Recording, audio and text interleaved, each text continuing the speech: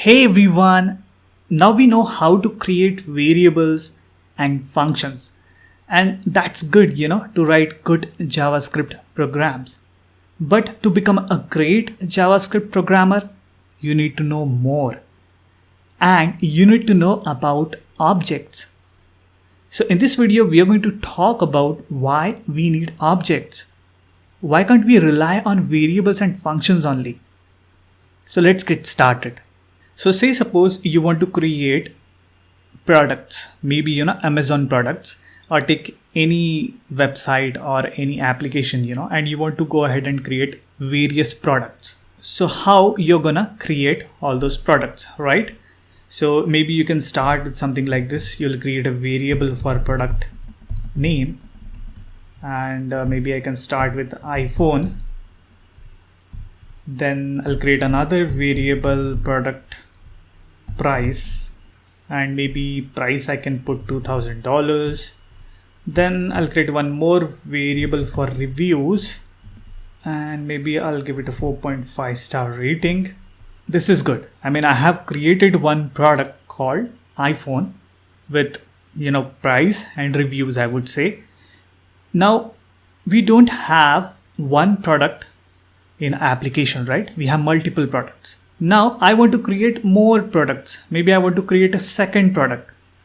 I can't go ahead and create product name variable again, because as I told you in the scope video, you can't create same variable name in the global scope, because it is going to override, this variable is going to override this variable, right? So the another way, I can go ahead and create product name 2 probably, and then I can write like tablet. Then I need to create another variable with product price 2 probably. I'll give it a price of $1,000. And then again, I didn't write product here. Let me write product reviews. Product reviews. I'll create one more variable, product reviews, or a review, I would say. I'll remove the S from here. 02 is equals to, maybe I'll give it a 4 star. You're getting my point? To create these various products, I need to use like 02, 03, 04. And this is not a good way of writing JavaScript code, I believe, right? And take one more example, say suppose I want to create a function for updating these reviews. So maybe I can go ahead and create a function update reviews, and I can update the product review here. Maybe product review is equals to product review plus some 0.5 or 0.4 value based on the number of people, who are rating the product.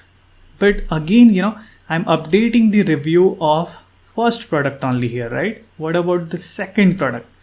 Maybe I need to copy this function again, paste it here, and name it 02. And then probably I'm updating 02 and 02 here.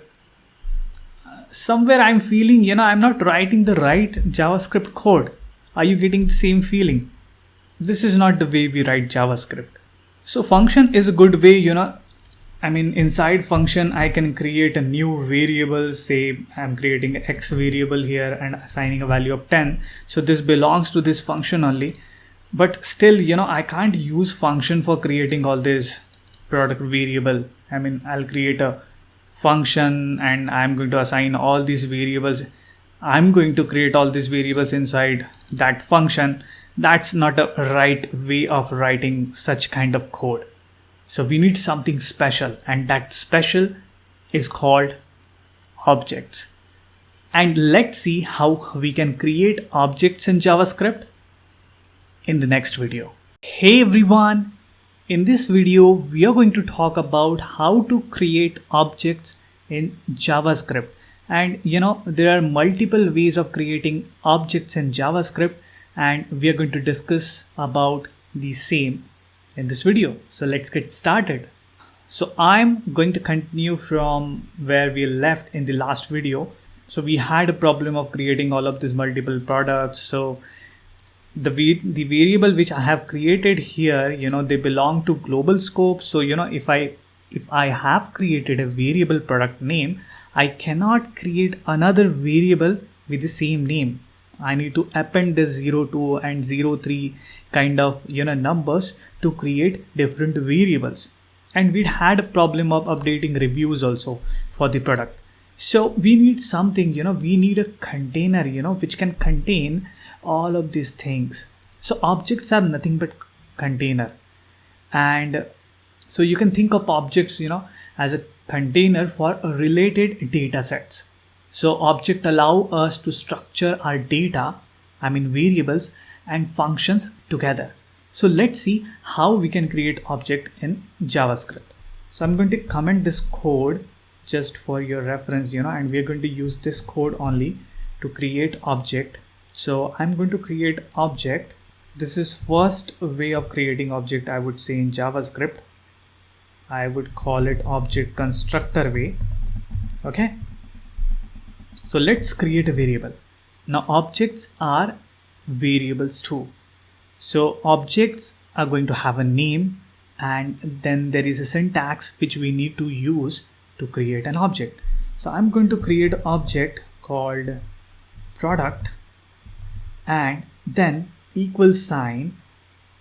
I'm going to assign something special here. You just need to remember this syntax for now. So I'm going to use a keyword in JavaScript called new, and then I need to write object. So it's really simple, right?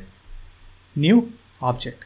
This is how we create object in JavaScript, and this is the first way, I would say, which we can use to create object in JavaScript.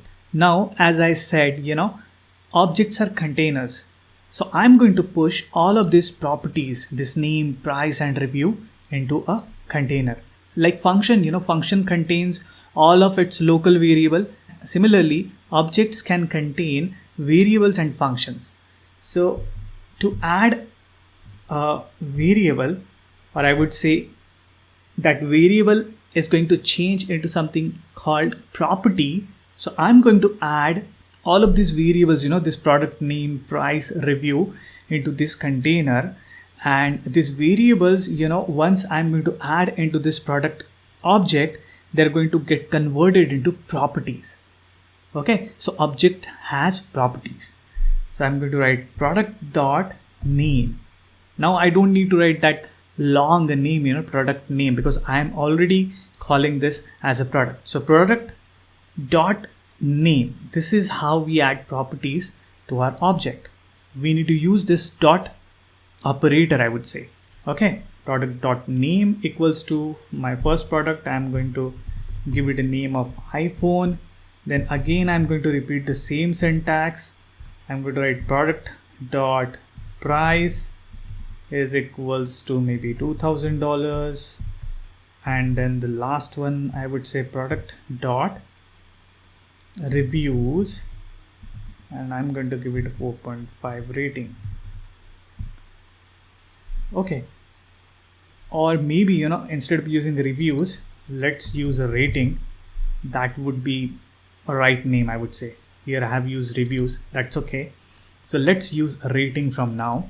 So see that this is how you create an object in JavaScript. So you just create a variable, you name that variable, then you use this new object syntax, and then you can add as many properties as you want into this object. So if you look at this way of creating product, I would say, and if you compare with this one, now we have only one global variable, that is product.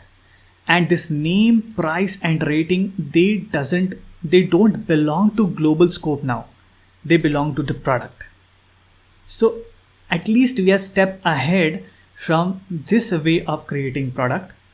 So if I would say, this is step 1, this is a step 2, I would say, and this is a much better step than creating product in this fashion, you know. So let me console.log this product now, because we have created a product now. So let's see what we see in the log when I try to log this product. So I'm going to open the console window and I'm going to save it. See that our product has been logged into the console. So objects are nothing but, you know, name value pair. So basically this is a name property and this is a value. This is a price property, this is a value. So objects are nothing but name value pair. So you can compare object with a real world object also. I mean, you look at the car, right? So you can ask the question like, what's the color of the car? So car has a color, I would say. Then car has a price, car has a model. So these are different properties, you know, of a car. So you can create a car object in a similar fashion. Maybe you can go ahead and you can create a car is equals to new object. This is how you can create real world object also. But this product, you know, this is like a software application object. So I'm going to remove this for now. Now let's see how we can access the properties of a product. How can I console.log properties of a product? And it's really simple. I'm going to copy this one and I'm going to paste it here. So if I want to see the name of this particular product, I can use the same syntax what I have used above. So I just need to write product.name. If I save, see that I can access the property of an object using the dot syntax and the name of the property. Now I can create multiple products like this. So say suppose I want to create one more product. So I'm going to call it maybe product 2. And then again, I'm going to create new object and then product dot name is equals to, maybe I'll go with the tablet this time. Then I'm going to write product dot price is equals to maybe $1,000 and product dot rating would be 4-star. Similar to this one, I would say, I mean, again, I'm creating product 1 and product 2, but this is much better. That's what I'm trying to tell here. This is much better than this way because we are creating all of these global variables in the global scope. But in this case, you know, I'm not creating all of those name, price and rating global variable. At least they have a container. So this name, this price and this rating now belongs to product 2.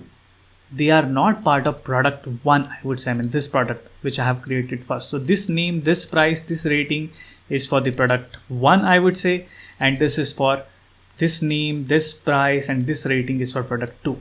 Now this is one way of creating object in JavaScript. Let's see one more and much better way of creating, or I would say, you know, this is a longhand method of creating object. Okay, I'll just write longhand method. Now let's see a shorthand method of creating object. Shorthand method, and we call this method object literals. So let's see how we can create objects in JavaScript using object literal. So again, I need to create a variable. Now obviously I can't use product in this case, so let me comment this code for now so that I can create more variable with the similar name. So I'm going to create the same product using object literal. So I'm going to give it a name of product is equals to, this time I'm not going to use the new keyword. Instead, I'm going to use curly brackets. See that? And now inside this curly bracket, I can define the properties. Okay, so let me define the first property, name. And what's the name of this product? Name of this product is iPhone. Okay, next property. So you see that I'm using a comma here. Using comma, you can add multiple properties. So next property is price, and that is $2,000, comma, rating, which is 4.5, right? So look at this. This is much cleaner, I'm saving a lot of keystrokes here. I don't need to write new object. I don't need to create all of this dots and then the property name. This is really simple and much cleaner approach of creating products, right? So we just need to use this curly brackets, then name value pair. So this is a name of a property, this is value, this is name of a property, this is value.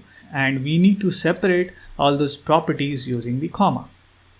I can create multiple products like this. So I can create product 1 again,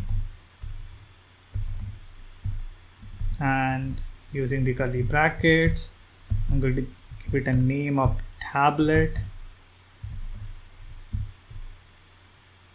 Price would be 1000 and rating would be 4-star.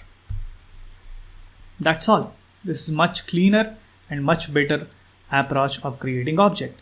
And say suppose I want to console.log my products.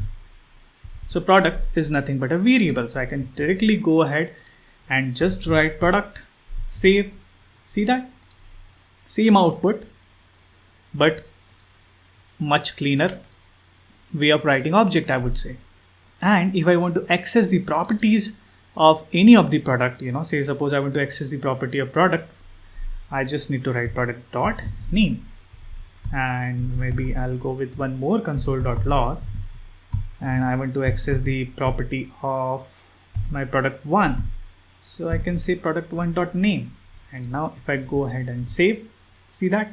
This object literal, is a much better way of creating object in JavaScript. This looks cleaner also. I want to tell you one more thing about changing the values of object. So say suppose I want to change the rating of this particular product. Say suppose this product 1, I want to change the rating. I can do that. So I can access the property of a product using the dot syntax. I just need to write a rating. So I'm accessing the rating property of product. So think of this rating, is just like a variable inside this product, but it's a property actually. But it's very much similar to variable, I would say. And how we can increment the value of any variable using a shorthand syntax, using a shorthand syntax, we can use plus equals to. So this is just a number, right? I'm just incrementing the value of that particular number. So maybe by 0.3, I'm increasing the rating. And now if I console.log my product rating, see that? It was 4.5, but I have added 0.3. Now it has become 4.8. So this is how you can modify the properties of the object. But incrementing the rating this way is not a good idea. As we talked about, objects, they are container. So they should be responsible for their own data, right? So this name, price and rating, they belong to a product. So it's a responsibility of product, to update the rating. So how can we do that, right? How can we update this rating using some other way, If you remember, I said objects can have properties as well as methods. Now method maybe is a new word for you. Method is nothing but function. So objects are nothing but containers for values, that is data, and function, that is methods. So let's see how we can add methods in our object. So I'm just going to use a comma syntax here. And in the functions video, we have seen functions are values in JavaScript. So this iPhone is a value, it's a string value. This 2000 is a number value, and we are assigning all those values to these property or these variables, I would say. Similarly, I can create function inside my object. So to create a function, you just need to give it a name. So maybe I'll create a function update rating. then a colon, and then I can write a function. See that? We have seen like how to create a function in JavaScript. So I can create a function variable. So we have created a greeter function, in the last video where I have used this syntax, right? Function and then something like this. I'm doing the same thing here. Only difference is, I'm not creating a variable like this. I'm creating a property inside an object. And I'm not using this equal sign, but I'm using the colon. Because inside object literal, when we define a function, we need to use this syntax. So it's the same thing, but different syntax. So I'm going to remove this for now. And let's continue to update. Let's continue to write a function. So now I'm going to use this function update rating to increment the rating of my product. And as this is a function, this is just like a normal function. We can pass values to functions. So I'm going to pass a value property here, So I'm telling my product, you update the rating, but update that rating by this value. So now if I want to access this rating property here inside this function, I need to use a special keyword called this. You just need to remember this keyword. This is a keyword in JavaScript. And when you want to access any property, now this is a property, right? When you want to access any property of an object, you need to use this keyword inside an object. When you're outside, you are using the name of the product, the name of the variable, and then the property name. But inside the object, you use this. I can use product also, that's not a problem. But the better way would be to write this. So this dot rating, because I want to change the rating, and I'm going to say plus equals to value. See that? Now I'm going to call this function and we will see if it updates the rating of this particular product or not. So I'm going to save my program for now, and let me comment all of this just to avoid the confusion. Now I'm going to call this function, this update rating function of product 1. So like how we access properties of a object, similarly we can access functions or methods of an object. So I just need to write name of that particular object, then a dot syntax, and then name of that particular property. So I want to call update rating, and update rating is a function, right?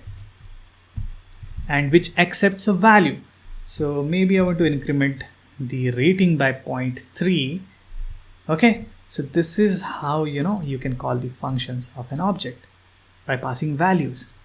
So now we have updated the rating. Let's console.log the value of product. So I'm going to console log product, save. See that? When we have created a product, rating was 4.5 and now it's 4.8. So I can call it, a self-contained object or a self-contained container which has its properties, and product is only responsible for changing its properties or data. And this is a good practice, The object should be responsible for its own data and even handling that particular data. That's a good practice.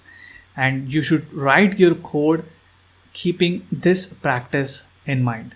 So now we know how to create objects using object literal syntax.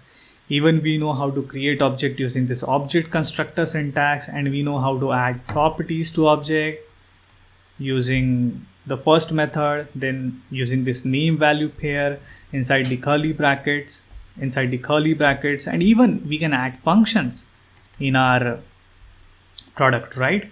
In our object, I would say. Now to update the rating of this product 1, I need to copy this function from here and I need to paste it here. Then only I can update the rating of this particular product. See that? I mean, this copying and pasting of these functions from one product, maybe I'm having 100 products, copying and pasting all of this function into those 100 products wouldn't be a good idea, right? We need a better way where, I can have this function at one place only and I can create like hundreds of products. I need a way where, I can create some kind of template, like we have templates in PowerPoint, right? We use those templates to create mini presentation, something like that.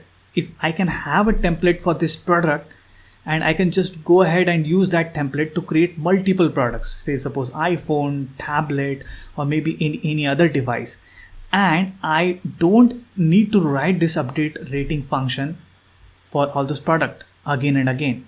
And we do have that method available in JavaScript, and we are going to talk about that method of creating an object in JavaScript in the next video.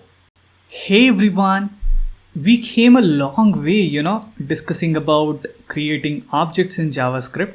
Initially we started with this, creating different products using global variables, and this is really not a good way of creating, products using global variables. Then we have discussed about object constructor. I would say like we can use new object syntax and then we can add properties into it, something like this.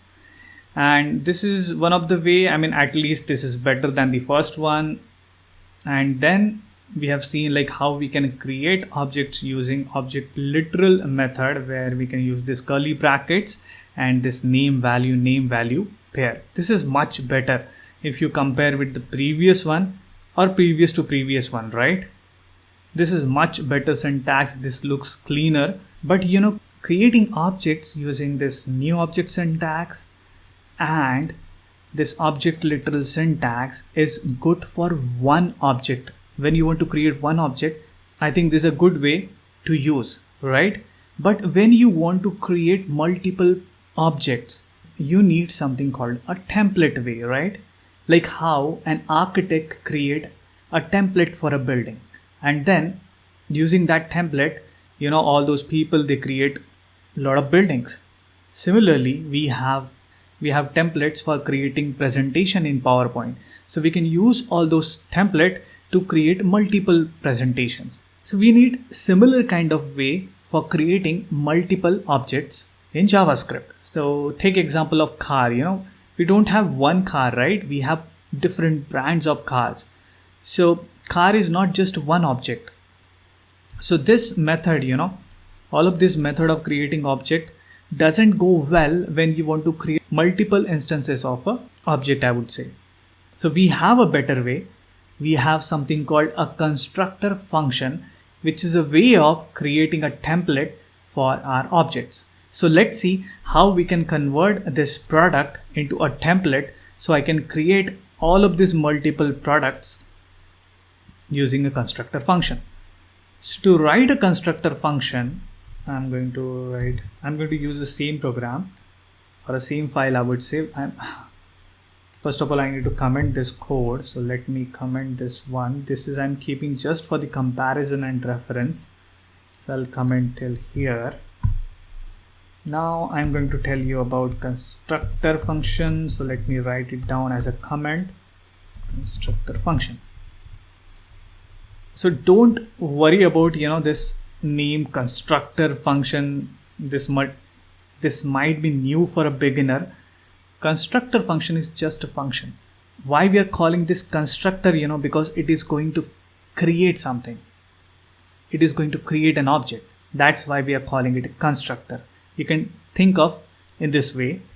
So it's just like a function. So I'm going to write a function and I'm going to call it product. This is just a normal function, like how we have written in the last section. Only difference, I have given it a name which is starting with a capital letter. Now, JavaScript is not telling me to use capital letter when you create a constructor function. This is not at all a rule of JavaScript. This rule is set by the JavaScript community.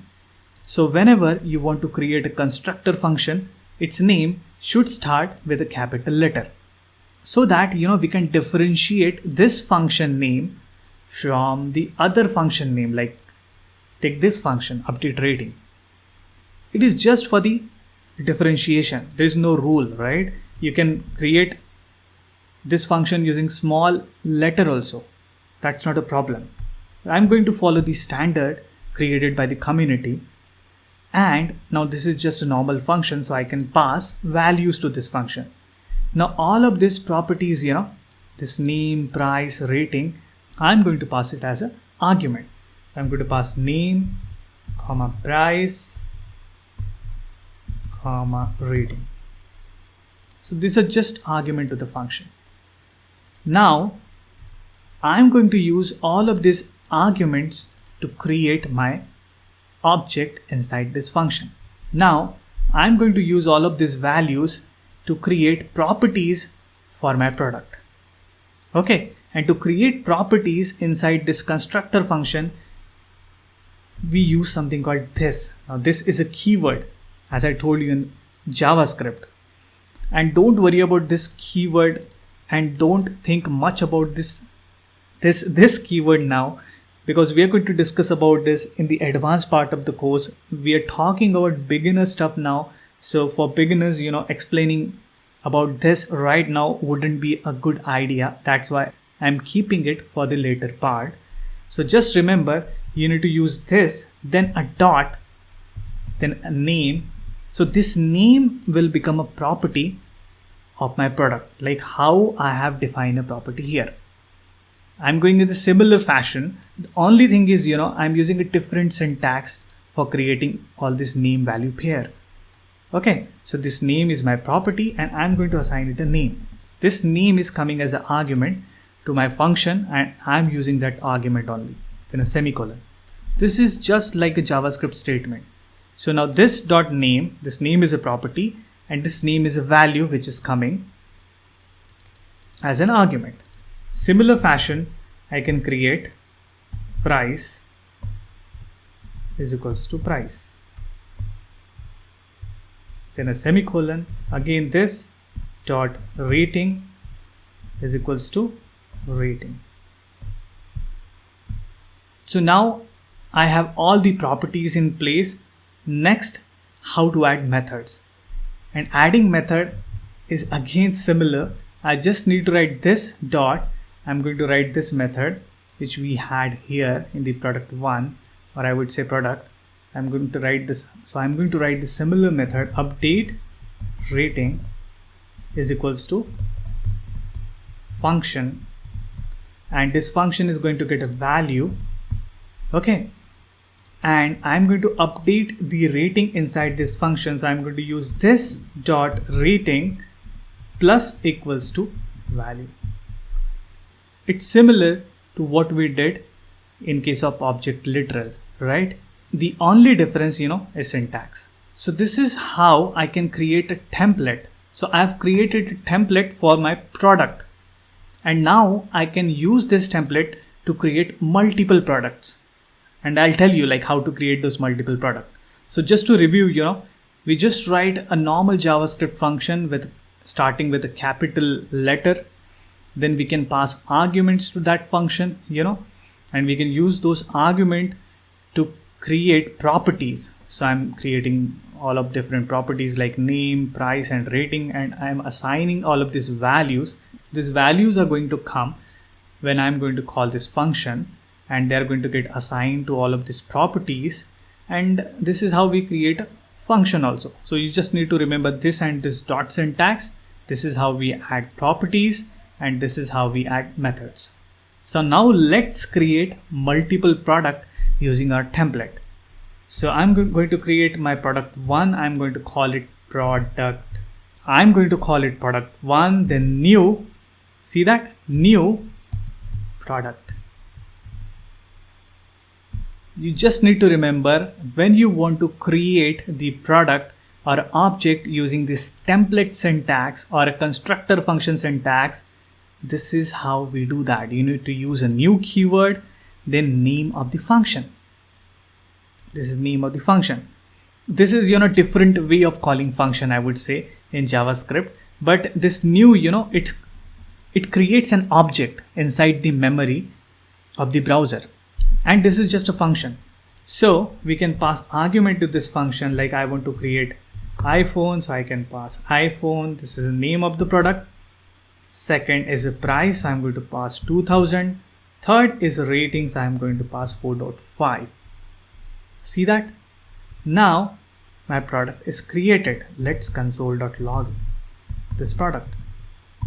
I'm just going to write console.log product1, and now if I save, see that?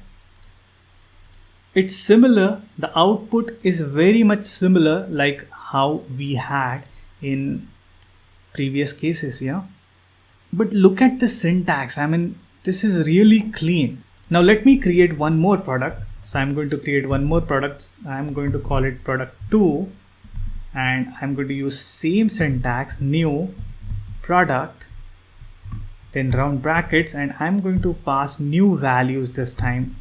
Maybe I'll pass tablet 1004 as a rating. Now I can log this product also. I'm going to log product 2, save. See that? Now I got two different products logged in my console. First one is iPhone, second one is tablet. But look at this. I have created two different products, something like this. And now I have created just one template, which is just a normal JavaScript function with some arguments. And then I can create multiple products using this template. And the beauty of, this constructor function, this update rating function, I can call this update rating function using product 1 or product 2. So let me call that function using product 1 dot update rating. See that? And I can pass the value, say suppose 0.3. And then again, so I'm going to comment this statement for now. And now I'm going to console.log product 1 after updating the rating. I'll save. See that? Now the rating is 4.8. Initially it was 4.5 when I have created the product. See that? I can do the same thing here.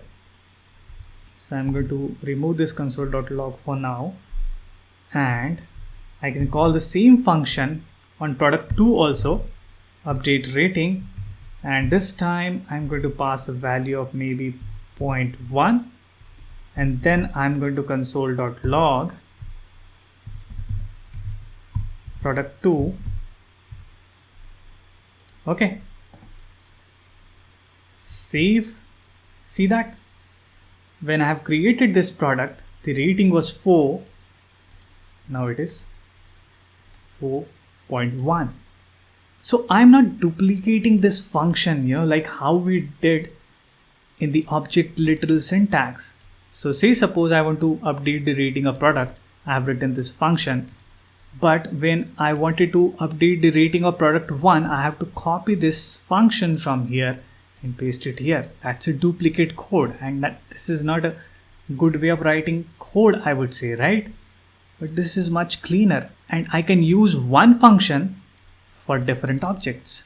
So when you want to create multiple objects, use this template syntax or a constructor function syntax. If you know this particular object is going to have one instance only, in that case, you can use object literal syntax. So both has their pros and cons, I would say, and you can use any of the method based on the situation. Before I finish this video, I just want to make a point about classes. Other languages, they have something called a class.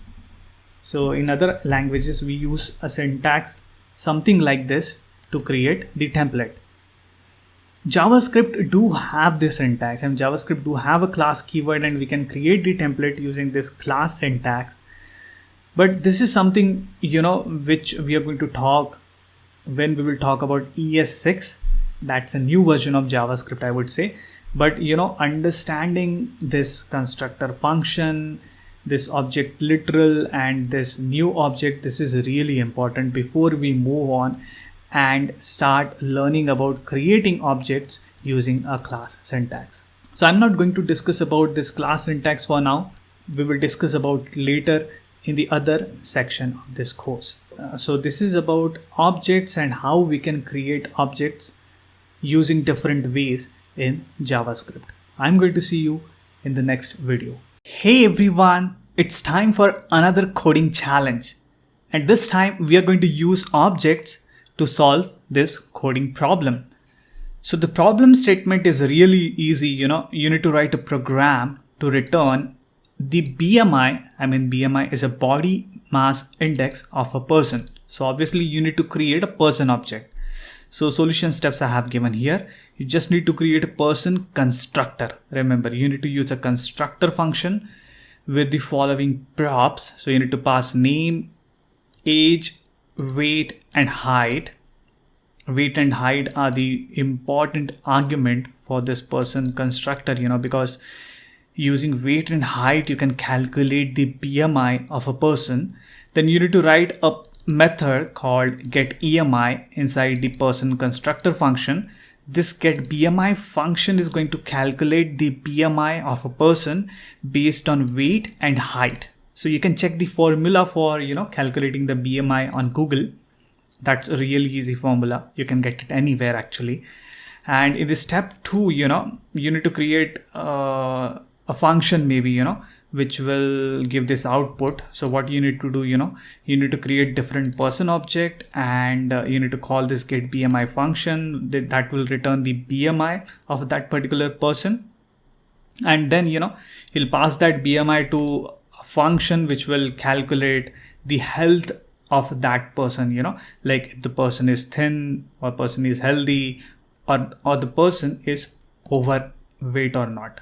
I need to write person is overweight or not. So if BMI is less than 18.5, if BMI is less than 18.5, or if it is greater than or between 25. So I have given all the conditions, you can use these conditions to show the output whether the person is thin, person is healthy, or person is overweight. So I think this is good. This is how the problem statement is. Try to write a program, based on the problem statement and the solution steps. All the best. I'll see you in the solution video. Hey everyone, it's time to solve the challenge, solve this problem statement of getting the body mass index of a person, creating a constructor, and putting all of these conditions together. So without wasting a time, let's get started. So first I'm going to follow the step 1, create a person constructor with following props. So I'm going to write a function person. See that I'm using capital P. This is standard for creating a constructor function, and I'm going to pass these arguments. So name will be the first one, age, then weight. Why am I writing while statement here? Weight, then height. 4 arguments. And I'm going to use this keyword, this dot name is equals to name, semicolon, this dot age is equals to age, semicolon, this dot weight is equals to weight, and lastly this dot height is equals to height. Cool. We got all the properties in place. Next step, we need to write getBMI function. So how to write function in a constructor function? So we just need to use this, like how I have used for the properties, name, age, weight, height. Similarly, I'm going to write this dot get BMI. This is my function name.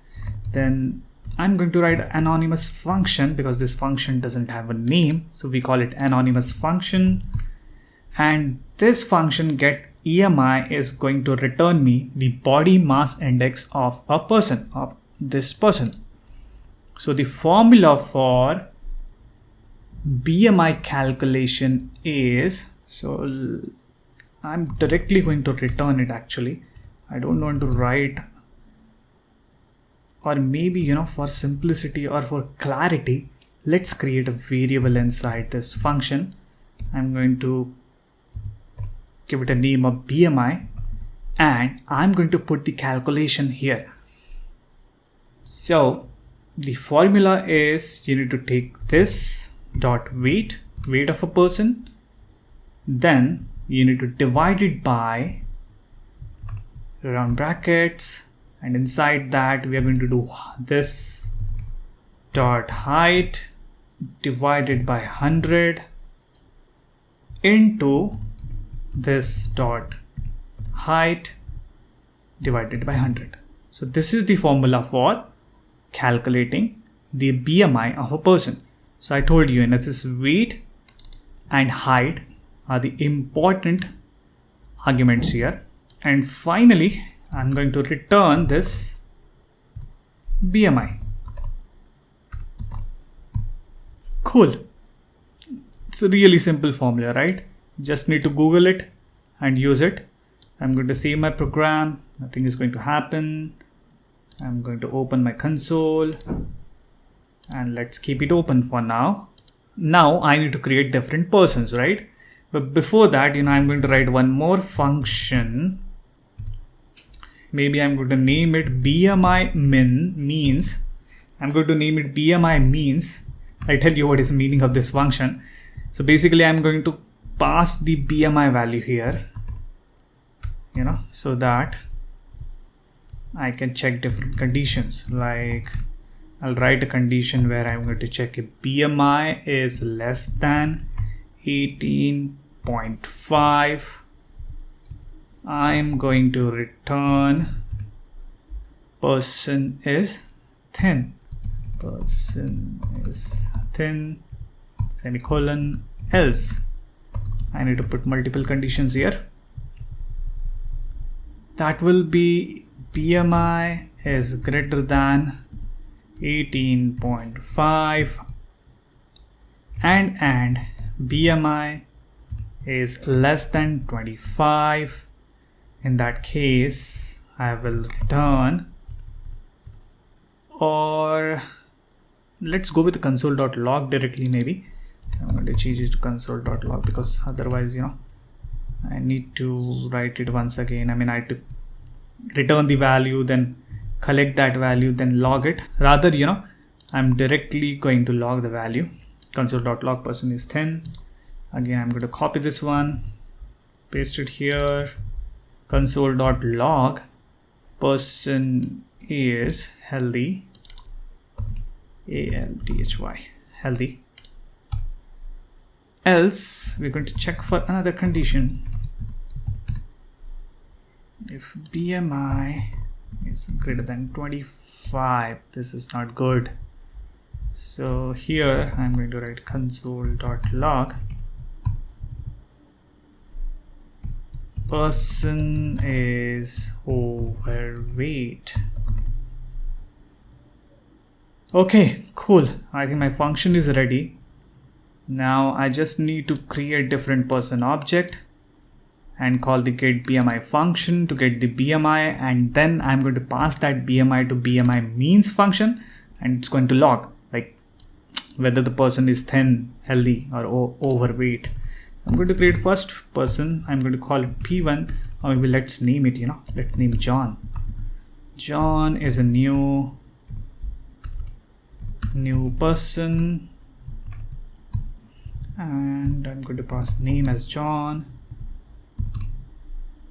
Age would be, let's go with 30, and weight I'll go with 100, and height should be in centimeters, so maybe I'll go with a height of 180.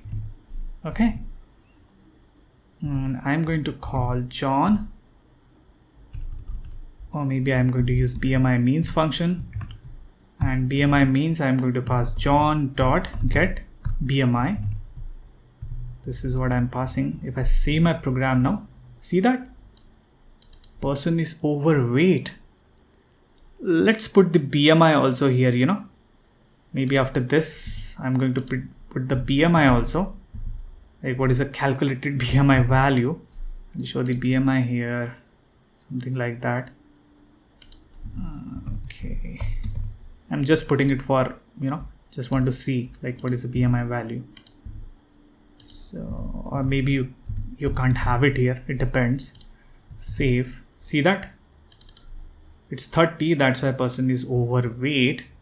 Let me try to create one more person. Maybe I'll create Linda as equals to new person. This is all about testing your program, you know. Linda, I'll go with 25 years of age. I'll go with 165 height maybe. Sorry. That's a weight. I'll go with 55 maybe. And height of 165 centimeters, I would say. I'm going to call BMI means. And I'm going to pass Linda dot get BMI. Let's save. See that? John is overweight and Linda is healthy. You can replace this person, you know. Maybe you can pass the name of a person here and you can replace this with person name.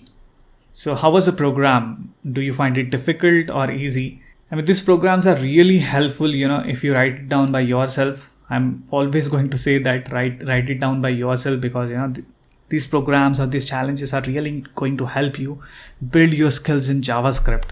So I'm going to see you in the next video.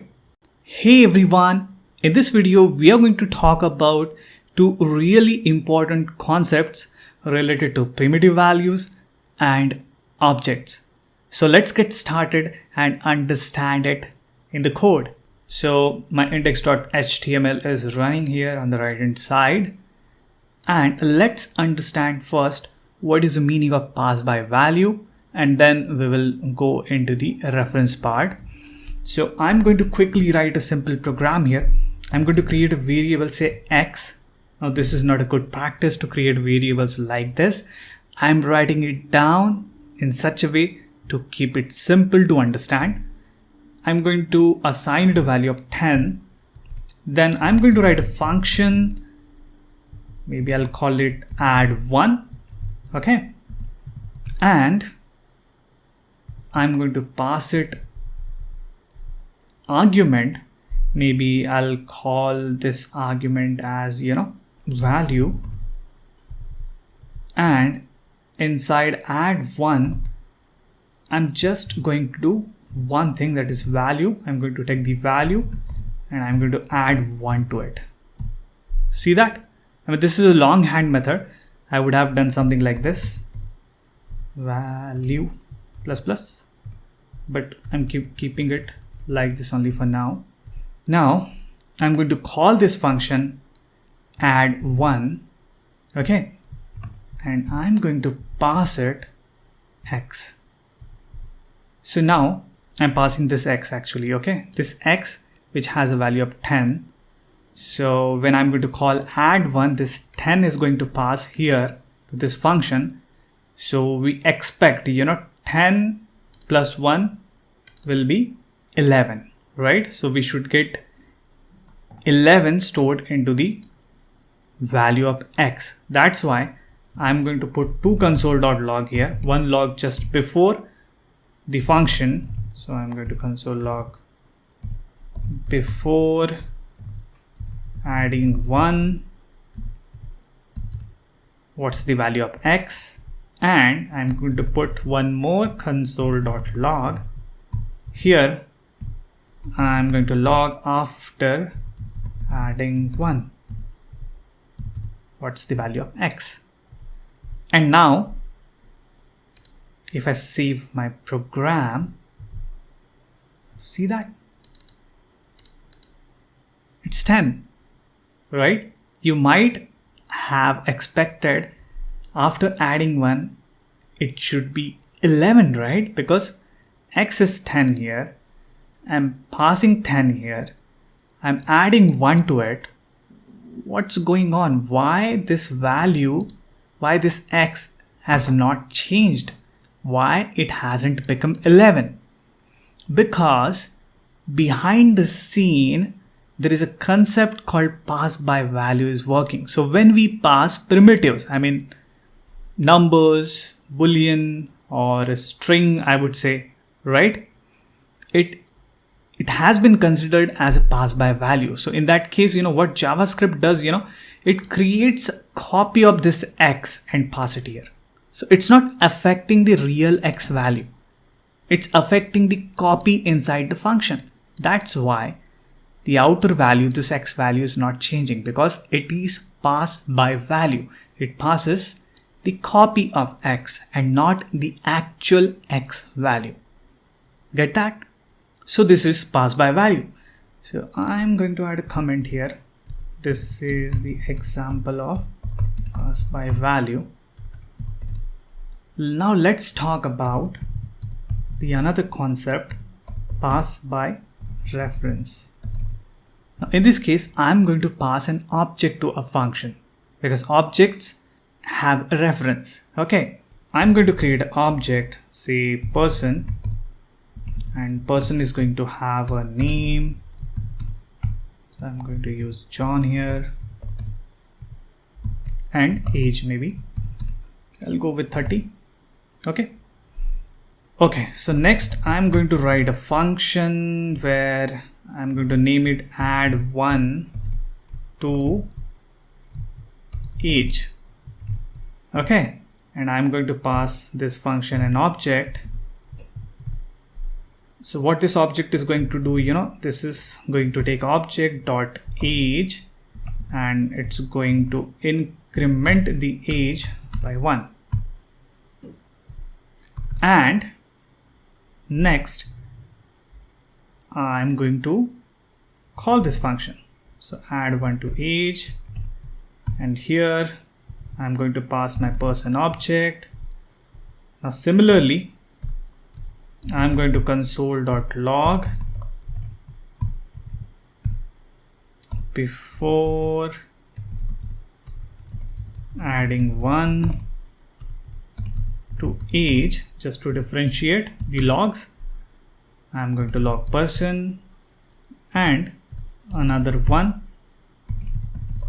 console.log after adding age, or I would say after adding 1 to age space person object. Now I'm going to save my program and just look at the output here. Save. See that? Before adding 1 to age was 30. After adding 1 to age is 31. See that? In this case, what happened, this person object, it got affected, when I have logged this person object second time, I can see age has been incremented by 1. Why it is happening, because this person object is getting passed not as a value. So in this case, JavaScript is not creating the copy of this object. It's actually passing the real object. So if you do any changes here inside this function to this particular object, it will affect this object. This is called pass by reference because we are passing the address, actual memory address of this particular object. That's why, changes are happening in that particular object. Even if, I go ahead and change the name here. Say suppose I change the name to Linda. See what's going to happen here. See that? Even name got changed. Initially it was John, now it is Linda. But in our case, pass by value, we have 10 and 10 only. So X has an initial value of 10. So before adding 1 and after adding 1, it is still 10. But in this case, this object got changed. This outside object, in the global scope, it got changed because it's passed by a reference. We are passing the address here. So I hope you understood both the concept. These are really important concept. This can cause strange errors in your program. You might be thinking, why my objects values are getting changed even if I'm changing those values inside a function. So you keep wondering why my values inside a function are getting changed, why it's not a copy or a value, because in case of object, it's not a copy, it's a reference. So this is really important. These two concepts are really important while you write your program. So keep in your mind and practice it just to understand well. I'm going to see you in the next video. Hello. In this video, we are going to talk about arrays. So let's get started. So I'm going to start with creating a variable. I'm going to start with a variable name, and let's assign a value of John to this variable. Now variables are good. I can store values into variable. Now there is a problem. What if I want to store multiple values in a variable? Like in the name variable, I can store one name, John, but there will be cases, where I have to store multiple values in this particular variable. So if I go with string, I can do something like this. I can have one name like John, then I'm going to use comma, then Linda, and then probably Sonia, something like this. And I can console.log name,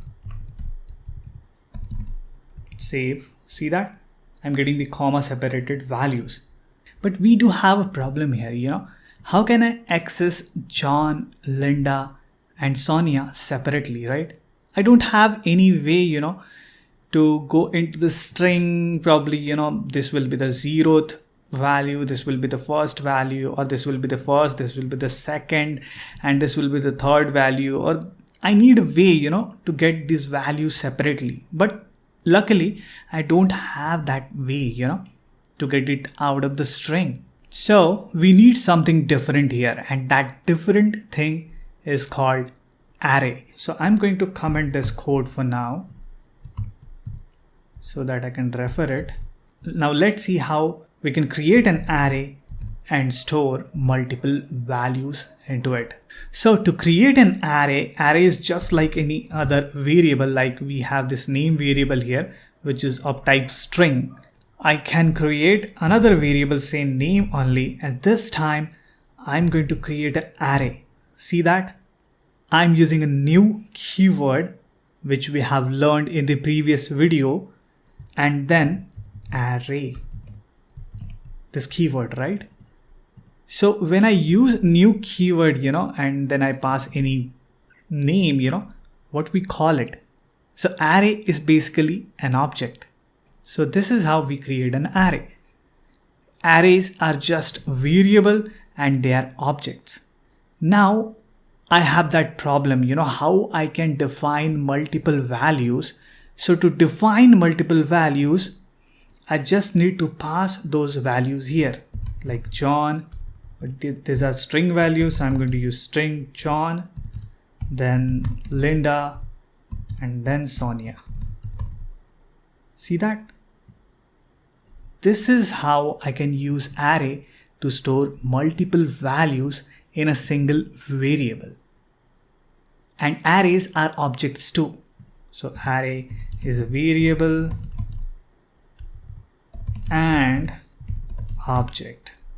Now this is one way of creating an array, but JavaScript is really good language. We do have multiple ways of creating things in JavaScript.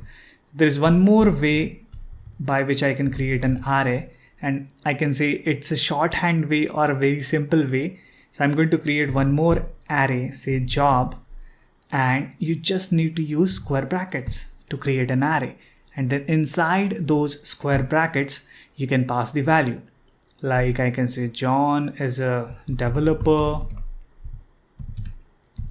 Linda is a tester, and Sonia is a manager. So I've created two different array, name and job, with two different ways of creating array. One is a new syntax, I would say.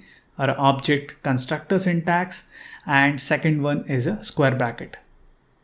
So you can use any method, it depends, and it's going to produce the same output. So if I log both the arrays together, console.log, I'm going to log both the arrays name, comma, job, and if I save, see that? This is the first array and this is a second array. Now let's see how I can access, these values inside this array. Maybe I want to access only the value of John and Linda, or this developer, tester, and manager. In case of string, we had problem, right? I can't access this John or a Linda separately, but we don't have that issue with array. So I'm going to comment this one for now. Now to access any element in an array, you can use a syntax. So I'm going to access the first element of name array. So we just need to refer the variable, this name variable, which is an array, and then I can use square brackets. And these values, this first value, this second value, this third value, they got the indexes, and array indexes start with 0. So this first value we can access through a 0 index. The second value we access through a 1 index, and this third value we access by index number 2. So say suppose I want to access John, I need to pass 0 here. You need to remember that array starts at 0 index. 0, 1, 2, 0, 1, 2, something like this. So I'm going to save my program, and I see the output of J. It should have given me the output of John, but it's giving me the output of J. So something strange is happening here. Maybe because of this, which I have commented here. Or let me do one thing. I'm going to change this variable name to names, and I'm going to use names here, just not to conflict this one. This is commented, but still I think so something bad is happening here.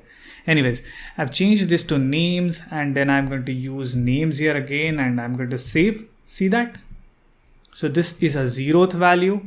Now say suppose I want to access Linda. I'm going to type 1, save. I got the Linda. If I want Sonia's value, I just need to pass 2. See that? So 0, 1, 2. Say suppose I pass any other value, maybe like 5, and that 5th value doesn't exist in this array. So if I save this, see that? It's undefined because I don't have the value in the names array at the 5th position. That's why it's returning undefined. Similarly, we can try accessing values from job array also. So say suppose I want to access job 0, save. You see that? Developer. Maybe if I go with 1, tester, and 2 will be manager. And if I go with any other value like 5, it is undefined. Cool. So this is how we access values from an array. It's really simple, right? Now how we can change the values inside an array, right? So say suppose Sonia, who is a manager, she got promoted to senior manager. How can I change this manager value using some kind of a syntax, I mean, I can directly go here and do the changes in the array. That's okay. But how we can mutate the array at runtime? To do that, it's really easy. Like how we are accessing the values from an array. Similarly, we can mutate the values in an array. So I want to change the value of this manager, which is like 0, 1, 2 on the second index in the job array. So I'm going to target that particular element, and I'm directly going to change its value from manager to, maybe I'll write the full one, senior manager. And now if I comment this one, maybe I can console.log job again.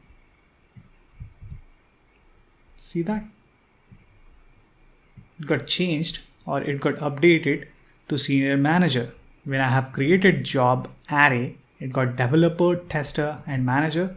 Now after updating the value, it got developer, tester, and senior manager. This is how we can mutate the value of an array or update the value of an array. Mutate means update. This is about mutating a value or updating a value. Even I can add new values to the array, right? Maybe I want to add some element at the 5th position of an array. So I can do that. Maybe I can go with the UX designer at 5th position. And now if I save, see that? I got developer at 0th position, then tester, then senior manager, and at 5th position I got UX designer. But they're like 2 positions, 3 and 4.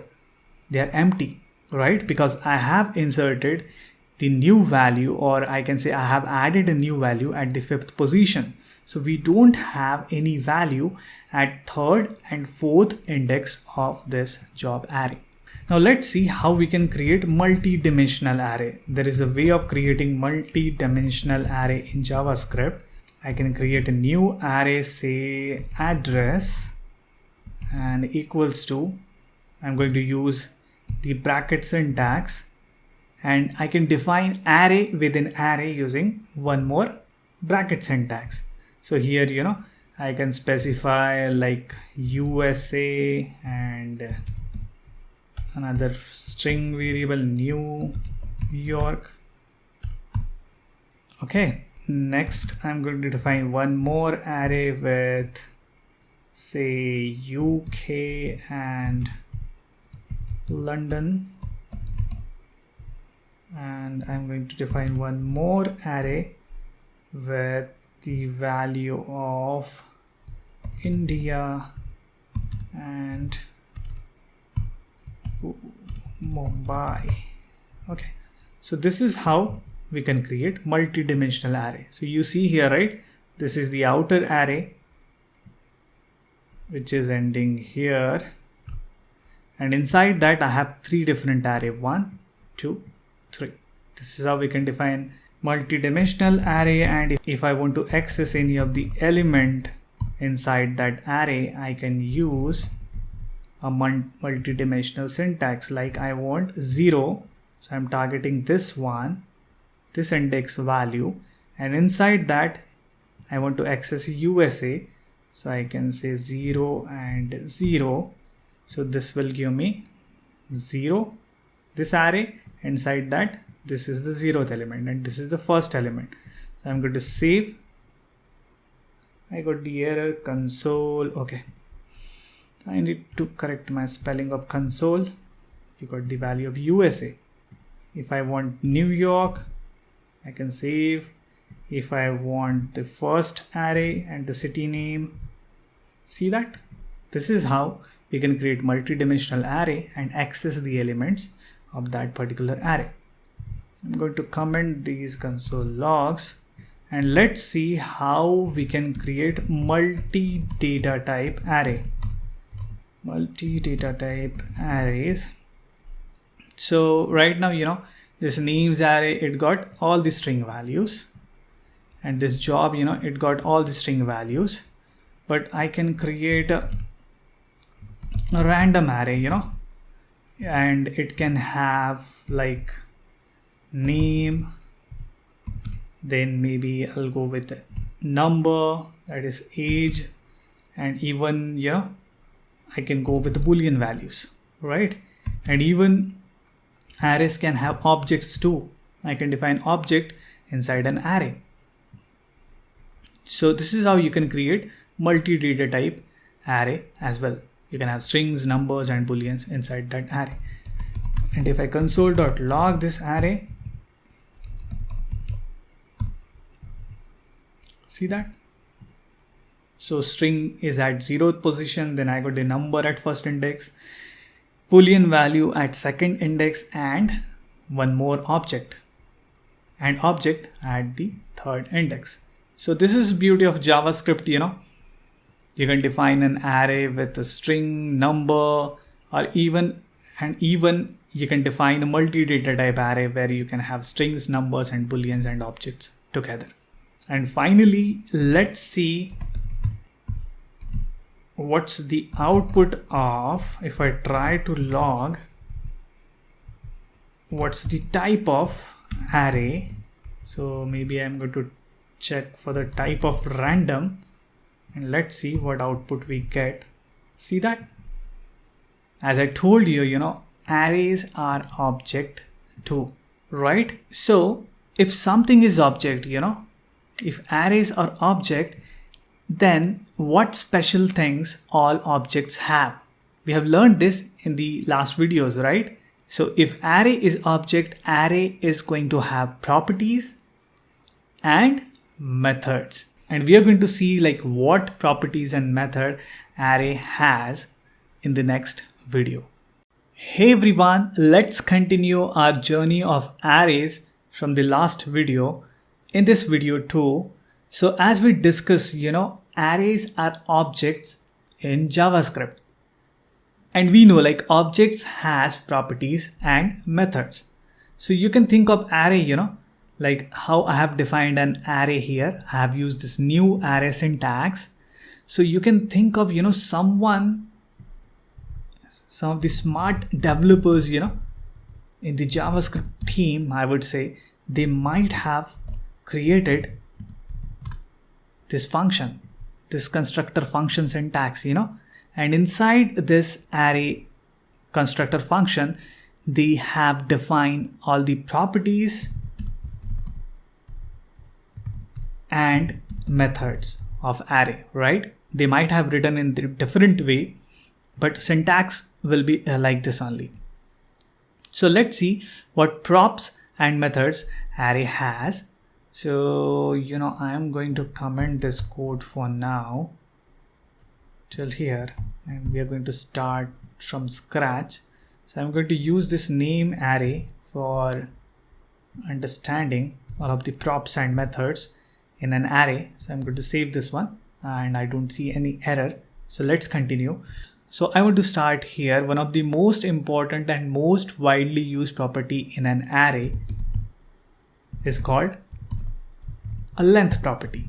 So if you want to see what is the length of this array, you just need to type names.length, length. If you save, okay, I need to use names actually. See that? Its length is 3. And for the time being, I'm going to use a square bracket array. Okay, save. See that? Length of this array is 3, 0, 1, 2, but actually there are 3 different elements here. So you just need to count the number of elements in an array, 1, 2, 3. But when we access the elements of an array, we count from 0, 1, 2. So it's like 2 plus 1. So this is one of the most important and widely used property, length, which you're going to use, in the entire career of your JavaScript development. So this is all about properties, I would say, and this is one of the property of JavaScript. There are other properties which you can check on Google, but this is what I wanted to discuss about properties in array. Now let's move on and talk about array methods. And I'm going to talk about multiple methods here. So the first and the most important method is push. Now say suppose you want to push or add new element at the end of the array. There is one way, you can refer the names array and you can count like 0, 1, 2. So at the third position, I can insert a new name, say suppose Jane, and I'm going to console.log the array names. Let me comment this one for now, save. See that? We got the new value. But there is one more way where you can push the value at the end of an array. And this push method, this is a function. So function can return value as well. So I'm going to use push function to push this new name in my names array. So names dot push, and let me push the new name Jane, and this is going to return a value. I'm going to store that value into a value variable, I would say. Okay, and let's see what value we get when we call names dot push. So I'm going to log names and value. Okay, I'm going to save. See that? I got John, Linda, Sonia, Jane, and the value is 4. So what's this value? This value is nothing but length, new length of an array, I can say, right? So because initially we had 3 elements, so the length was 3.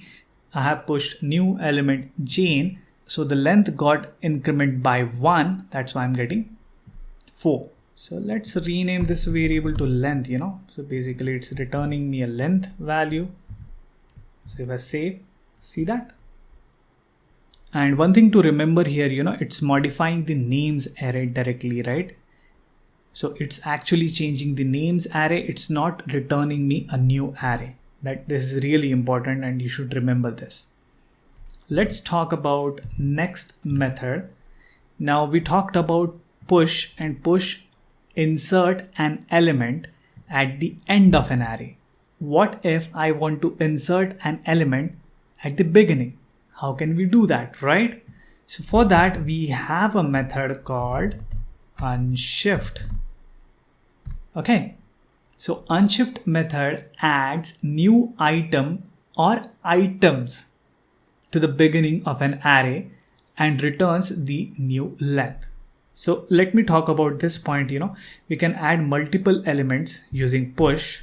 So I can add Jane and Maria, probably Jane and Maria, and if I save, see that? I can push multiple elements, right? So you're not restricted to push one element only. You can have multiple elements here. I'm going to keep it simple. I'm going to push just one element here. Now let's talk about unshift. And unshift adds one element, or I would say one or more element at the beginning of an array. So, and it's going to return the new length of an array. So I'm going to use this length only. And let me comment this one. So names dot unshift, and this time I'm going to add a new name, say Maria, at the start of an array, and I'm going to console.log the names array and the new length. Now if I save, see that? I got Maria at the beginning, John, Linda, Sonia, Jane, and the length of array is 5. See that? It's really simple, right? Push adds an element at the end of an array. Unshift adds an element at the start of an array. And I can add multiple values. Maybe I want to add Alex here. Save. See that? Maria and Alex. So I'm going to remove this one for now and save my program. Now this is about adding new elements at the beginning or at the end of an array. Let's see how I can remove element, maybe from the end or from the beginning, right? So for that we have methods like pop. So pop is one of the method which removes the last element of an array and it returns that element. Okay, so basically if I try to remove or try to pop an element from the names array, it's going to return me the last element, but we have already pushed Jane and Maria, right? So maybe I'll comment this one for now, and let's start from the beginning, I would say. So say suppose I want to pop this value, Sonia's value, right? So I can create a new variable, say element, and I can say names dot pop. And if I console.log the element and the array, let's see what we get. See that? Pop has given me this element, Sonia, and array also got changed because this element, this Sonia, this element has been removed from the names array. So as I told you, this push, this unshift, and this pop method, they modify the existing array. So what pop has done, it has taken out Sonia out of this array, and now I have only John and Linda, these two elements in the array. Similarly, we have one method called shift. Okay. And you can guess this shift method, it removes the first item from an array.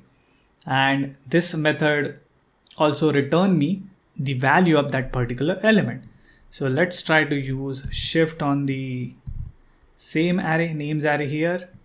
So I know I'm going to get an element. So I'm going to create an element, then names dot shift.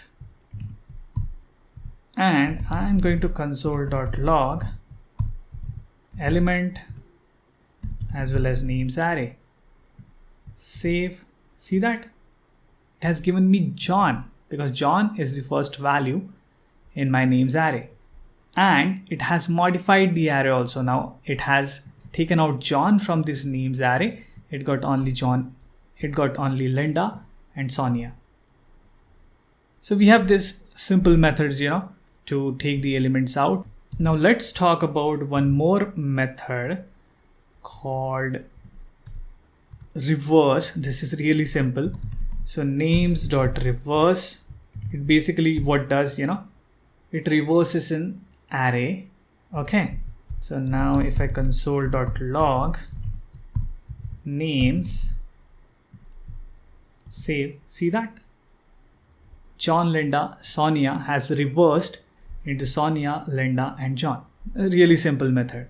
If you want to reverse the values of an array, you can use this particular method. I'm going to comment it, and reverse is name of a method, I would say.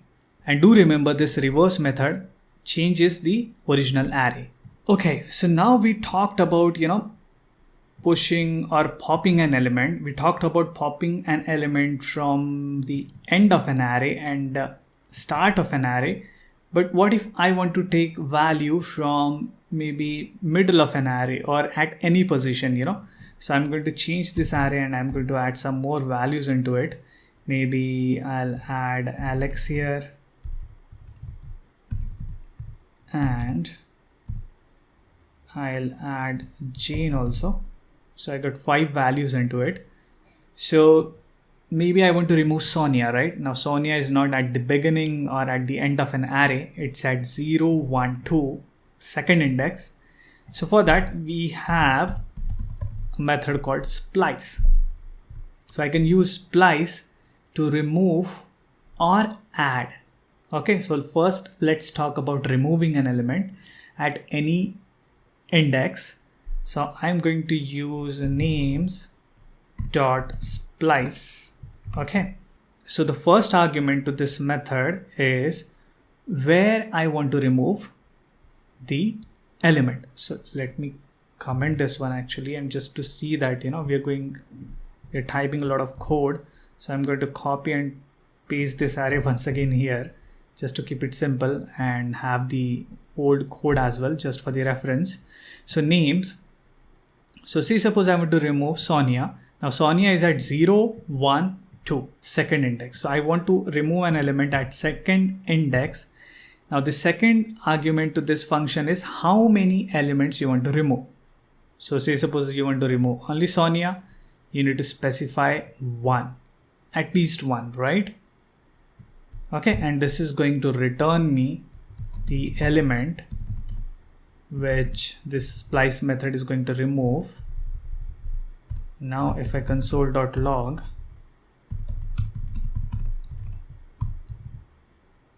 element and names array, let's see what happens. See that? it has removed Sonia and it has returned me actually an array. And you see that, and you see John, Linda, Alex, Jen. So Sonia, this name is actually removed from the original array. So splice method also modifies the existing array. Okay, it doesn't return me a new array, I would say. So say suppose I want to remove Sonia and Alex, both the element, you just need to change this 1 to 2. So this first argument, this is for the index where you want to start, like 0, 1, 2. And second argument is how many elements you want to remove. So like I have specified 1, that's why it has removed Sonia. But I want to remove Sonia, Alex, both of them, I need to specify 2. Now if I save, see that? This element, it got Sonia and Alex because they are the elements which got removed from this array, and the remaining elements, John, Linda and Jen. That's a names array. Now this is about removing an element from an array using splice method at any index. You can add, like how we have used push, right? And unshift method to add element at the end of an array or a beginning of an array. We can use splice method for adding new elements to an array at any position. Not about 0 or at the end, but at any position. So for that, so this is about splice remove, I would say. I'm going to comment this one and let's add some element to an array. So I would say splice add. Okay. So I'm going to add names dot splice, and maybe I want to add one element at this index, maybe at the first position 0, 1. So I'm going to use 1 as an index, and then I don't want to remove the element now. So I'm going to specify 0 because I am adding an element. Okay. But if you want to add and remove, you want to do both the activities together, you can do that. You can specify the length here, but I just want to add this time, and then you can specify what element you want to add. So I'm going to add new name, say Monica, at which index? First index, right? So now I think this is also going to return me something. So let me try to log this also, and then we will console.log element and names array. Okay, John, Linda, Sonia, Alex, Jen. I'm adding a new value Monica at index 1. So I should get John, Monica, Linda, Sonia, Alex, Jen, right? And let's see what this element has got for us. I'm going to save. See that? I didn't get anything in the element, but John, Monica, Linda, Sonia, Alex, Jen. I got the correct output, right? So maybe if I want to put it at third index, if I save, see that? I got it at third index, 0, 1, 2, 3. So this is how you can add element at any index in an array using splice method. I want to give you one more example, where we will add the element as well as we will remove the element. So I'm going to comment this code for now. Before that, I'm going to copy this and I want to show you the example where we are using splice add remove. Okay, paste the code. Now, I'm going to remove one element. So 0, 1, 2, 3. So Alex, I'm going to remove, and I'm going to add Monica. Okay. So let's save. See that? I got the removed element and John, Linda, Sonia, and Monica. Okay. We got John, Linda, Sonia, Monica because I have removed Alex by specifying this argument, the second one, which is like number of elements you want to remove using the splice method. Easy, right? So you can add element, you can remove element, and you can do both the actions of add and remove together using the splice method. Now all of these methods, we talked about this push, pop, shift, unshift, all of this method, they actually modify the existing array. There is one more method which we can use called slice. Now this slice method, what it does, I can take out any values from this array. Okay, say suppose I want Linda and Sonia from this array. It will return me a new array without modifying the existing array. So for that purpose, we can use slice. So I'm going to take out the slice from this array without affecting this array. So for that purpose, we can use slice method and it is going to return me a new array. Okay, so I'm going to create a variable and I would name this variable, new names. Okay, or maybe I'm going to name it sliced names and I'm going to use names dot slice. Now slice takes two arguments, the start index and the end index. Okay, so maybe I want Linda and Sonia from here. So Linda starts at 1 and end index I need to specify 0, 1, 2. So if you want this element also like 2, you need to specify one more like 3. So 1, 3 I'm going to use so that I'm going to get 1, 2. Okay, now I'm going to console.log this new array sliced names and I'm going to log names also just to see, names is not modified by the slice function. I'm going to save this one. See that I got Linda, Sonia as a sliced names array and the existing array John, Linda, Sonia, Alex, it didn't modify the existing array. That's what I said, The other methods which we discussed before, they actually modify the existing array. But slice is a new method which doesn't modify the existing array and it returns a new array, the sliced one of an existing array. Now, you can use this slice method just to clone any array. So if I don't pass any argument, it's going to return me the copy of this array. Okay, so I'm going to save. See that? I got the exact copy of the names array.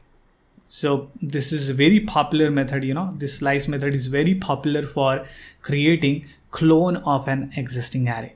So it's a good idea, just to remember this slice method for cloning an array or maybe getting a slice of an array from an existing array. Now let's talk about one last method. And this is the last one. I know we have talked about a lot of methods. That's why, I have kept all of these notes so that you can refer and practice by referring all the examples above. Let's talk about last method called index of. And what index of basically does, we can use index of for searching an array. So say suppose I want to check whether Linda is present in the names array. So I can do that. So it returns me a value called index. So I'm going to use names dot index of and I want to search for Linda. If Linda exists in names array, it's going to return me the index of that particular value. Okay, so I'm going to console.log index and if I save, see that Linda exists at the first position, right? 0, 1. I can check for Sonia also, save, see that Sonia exists at second position. And one more thing, it doesn't modify the existing array. If I log names also, see that it's not doing anything to the existing array. And this is case sensitive. So if I change this Sonia to small s Sonia, see that -1. So when that particular value, what I'm searching for doesn't exist in an array, it doesn't return 0 or something like that or any undefined value. It actually returns a -1. So if you want to check for any condition, you just need to check for index. If index is equals to -1, then we know like that value doesn't exist in an array. And if we get any positive value starting from 0, that means that particular value exists in that array. So this is really nice and very useful method. We use a lot of time while writing JavaScript code to search an array. So I think this is all about, these are all the methods, and we talked about one property called length. Just go through it once, practice it once, and as we go along in our JavaScript journey, we are going to write a lot of code about arrays, and we are going to refer all of these methods while writing those programs. So I'm going to see you in the next video. Hey everyone, in this video we are going to talk about loops and iterations. So let's get started. So till now we have executed JavaScript statements once, or we have called the functions once, right? But in programming, we need a way to execute statements or functions more than once, or I would say more than one time. Like, take this example. Say suppose I want to log the numbers from 1 to 10. How can I do that? So I can use console.log statement, right? And I can start with 1. Now I want to log 2 also. So I need to write one more console.log, then 2. And I need to keep going on, right? Like if I want to log 3 and then 4 and then 5 till 10. So, I'm writing a lot of code, and I'm writing duplicate code here. And writing duplicate code is not at all a good idea in any programming language. So how can we solve this particular problem? For that, we have loops in JavaScript. Like we have if statement, to check the conditions. We can use loops for executing a particular code or maybe a function one or more number of times. So let's start with loop syntax first. So I'm going to start with for loop first, and to write a for loop, you need to start with the for keyword, then two round brackets, and then two curly brackets. And inside this round bracket, we start with a variable I is equals to 0. So basically, what I'm doing here, I'm just initializing a new variable I, and I'm giving it value of 0. The second part of the for loop is we need to check for a condition. So I'm checking I is less than 10. So this is a condition. And third is I plus plus. So basically a for loop has 3 different parts, and I'm going to explain them one by one. And what goes inside this curly bracket is our code block. So here I can console.log I, and now if I save my program, see that 1, 2, 3, 4, 5, 6, 7, 8, 9, 10. Initially I have to write console.log for 10 times, but here I have written it only for once. So what's going on inside this for loop? So I'm going to explain that. So this variable I equals to 0, we call it an initialization block in the for loop. So initially we have defined a variable and its value is 0. Next part, we are checking whether I is less than 10. So I'm checking whether 0 is less than 10. So this condition is going to be true. That's why it's executing this statement. As 0 is less than 10, it's going into this code block and it's logging the value of 0. So first time we are comparing if 0 is less than 10, we are log the value of I. That's why we are getting 0 here. You see here, right? In the next step, for loop increments the value of I. So now I++ will get executed. So the value of I will become 1. So basically what is happening here, these are three different statements which are getting executed one by one, I would say. Initially we have initialized the value of I to 0, then we are checking the condition, then we are executing this block, this code block, and then we are incrementing the value of I. So now the value of I is equals to 1. Okay, I'm checking if I is less than 10, 1 is less than 10. So we are checking for 1 is less than 10. Log, as 1 is less than 10, this is true. Log the value of I, that is 1. That's why we are getting 1. And the same thing, it's getting continued till we reach the condition where value of I is 10, and if 10 is less than 10, that condition is going to become false. So when I will be 10 and 10 is less than 10 is going to return me a false value, I'm not going to execute this console.log. So at that time, my code is going to come here on the next statement. I would say console.log end loop. So if I save, see that?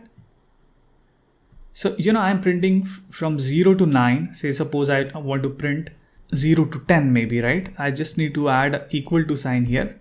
So I can get one more increment here, because 10 is less than equals to 10. In that case, it will be true, and we can get the value of 10 also. So if I save my program, see that? We're getting from 0 to 10. So if you want to call any function, for 10 times, or maybe you want to run some JavaScript statement for a particular number of time, we use loops for that. This is about for loop.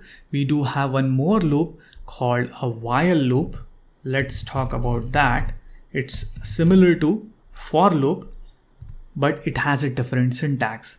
So let's try to replicate this similar problem using a while loop. So in case of while loop, we use a while keyword, and here in these round brackets, we need to put a condition.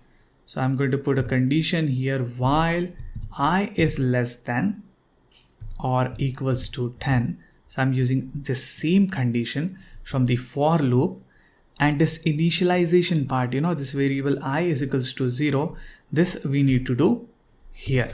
So I can say variable I is equals to 0, then a semicolon. So what will happen, while I 0 is less than equals to 10. Now this condition is true. So it will execute this code block. So I can console.log. Maybe I can write something like this, while loop space, and then the value of I. Okay. Now I'm going to save my program. And you see that my while loop is executing for so many number of time. My program is actually went into an indefinite loop because, value of I is always 0. That's why it's happening here, because we didn't increment the value of I. So if you miss this part, this plus part, this is what going to happen. Your code is going to run indefinitely. So to stop this, maybe I'll try to stop my program from here, and let me try to increment the value of I here. I'm going to save once again. Actually, I need to close my program and run once again. So I'm going to close my browser, and I'm going to run the application once again. So as I forgot, to write this simple I++, this condition, it went into indefinite loop. So you need to take care of this condition, you need to see whether this condition is going into indefinite loop or not. So be careful while writing a while loop and even for loop. Check for this condition always. So now I'm going to refresh my browser, and there you go. Now I can see for while loop, I'm getting 0, 1, 2, 3, 4 up to 10. So it's similar to for loop, but it got a different syntax. If you see here, we have initialization part, then we are checking for a condition, then our code block, and then we are incrementing the value of I. Now, when we talk about loops, loops and arrays, they go hand in hand.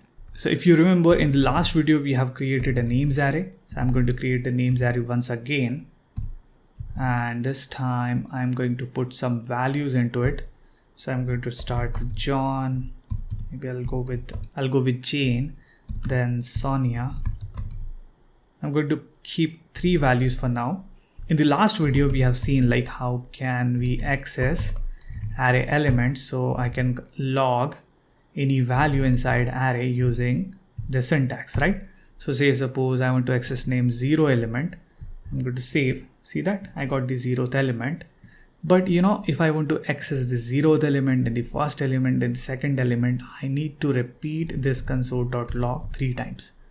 And that's not a good idea, right? Can you see the case where we can use this for loop and we can loop through the array? So you're going to use for loop for iterating through arrays so many times when you're going to write the JavaScript code. So let's see how we can loop through the array using for loop. So I'm going to remove this for now, and I'm going to start with a new for loop. And this time I'm going to define variable I once again is equals to 0, I less than, and this time I'm going to loop through names array till names.length. So if you remember, array has a property called length, which returns the length of this array. So length of this array is 1, 2, and 3. So I is less than 3. So this loop is going to execute for 3 times, and I'm going to say I++. Next, I'm going to console.log names square brackets, and this time I'm not going to hard code the value of index. Instead, I'm going to use I. So what is going to happen? Initially I will be 0. So we are going to log names 0. Then I++ will become 1. 1 is less than 3. So we are going to log name 1. Then I++ name is going to become 2. 2 is less than 3. Name 2. Then I++ I will become 3, and 3 is less than 3. So it will break the loop and will come out of the loop here. So let me save my program. See that? John, Jane, Sonia. Just using one console.log, I can loop through the entire array thanks to the for loop and the syntax. So most of the time, you're going to write this code in JavaScript. You're going to use for loop for looping through the arrays. So I'm going to write comment here, looping through arrays. Now let's talk about 2 more important concepts related to loops only and arrays, I would say. One is called continue statement. There is something called continue statement which we are going to use, and then we will talk about a break statement. So let me start with the continue statement, and this time I'm going to create names array once again. Now I'm creating this just for the example, don't do that. Don't do this in your real code, or real programs, I would say. So I'm going to redefine the names array, and this time I'm going to put different values into it. So like John, and John's age, I would say, is 30. Who is John? I mean, what kind of job John does, So I'm going to put developer, then I'm going to put true. True is, whether John is employee or a consultant, something like that. So I'm basically creating a data.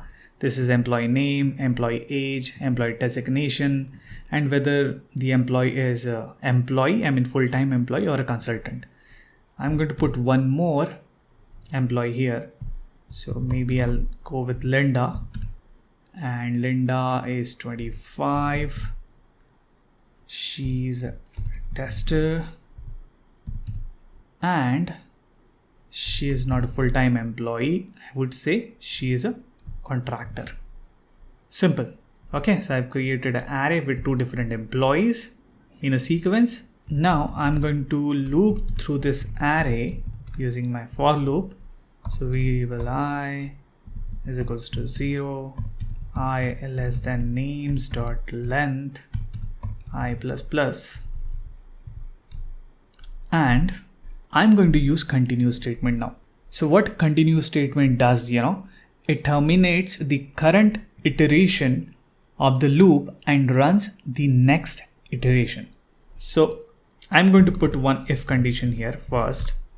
Before that, I'm going to console.log. Maybe I'll go with names I. Okay, so I'm printing the value of names I, and let me put some thing like continue here. So just to differentiate, we are logging the array inside continue statement. Okay, so inside this if condition, I'm going to check for type of names I. If type of names I is not equals to string, I'm going to say continue. So I'm using the continue statement here. So this is a statement in JavaScript. So what's happening here, let's understand. So I equals to 0. 0 is less than 1, 2, 3, length of the array. So obviously first time it is going to come here, and initially name 0 will be John, right? So it's going to check if type of name 0. Now what is the type of John? It's a string. So I'm checking if type of John is not equals to string, continue. But in our case, it's type of John is string. So it's going to execute this statement, right? So it's going to print John. Now it will come to the next statement. So for the next value, value of 1, names I will be 30, right? So 30 is not equal to string, and this will return me a true value, right? So when it is true, it's going to execute this continue statement. Now what is meaning of continue? It's not going to execute this statement. Instead, it's going to go here and increment the value of I. This is what continue statement does. It continue the loop for next iteration instead of executing the next statement in the loop. So I'm going to save my program, and this program, this loop is going to print only string values and not the number and the Boolean values. So if I save my program, see that I got John, developer, Linda, tester, but I didn't get any number and any Boolean value. Now let's talk about break statement, So I'm going to copy this similar program, So I'm going to copy this one and paste it here. We're going to use the similar array, the same array, names array, but instead of using a continue statement, I'm going to use a break statement this time. So maybe I'll rewrite this if statement for you. So first of all, I'm going to copy this console.log and paste it here. So I have a names array with different values. I'm looping through them and I'm just printing the values of that name array. But say suppose, depending on some situation or some condition, I need to come out of the array. We can use break statement for that. So what break statement does, it terminates the current loop and jump to the next statement. And that next statement means not this one, but after this one. So I can write here end of for loop.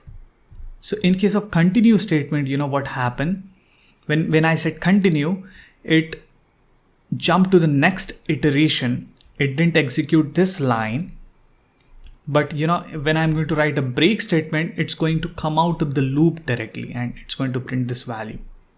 So I'm going to put some condition here, or maybe I'll go with something like this. I'm going to check names I, and if names I is equals to true, so whenever I'm going to get the value of names I as true, a Boolean value, I'm going to come out of the loop. So what's going to happen here, when I equals to 0, I'm going to get John. Now John is not equals to true, right? Then it will go to 30, and 30 is not equals to true. Developer is not equals to true. But when I'm going to come here, it's going to break the loop, right? It's not going to execute this statement. I'll just change this to break, and let's test our program. I'm going to save. See that? John 30 developer. And once we got the Boolean value true, it has executed this break statement and we came out of the loop. End of for loop, right? So, this continue and this break statement, these are really important statements when you're working with loops.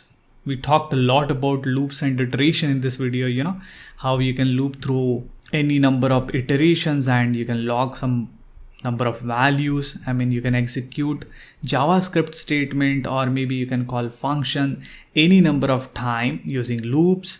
Then we talked about while loop, which is very much similar to for loop. Then we talked about how we can iterate through arrays, using for loop, and we talked about continue statement and break statement. So this is all about loops and iterations. I'm going to see you in the next video.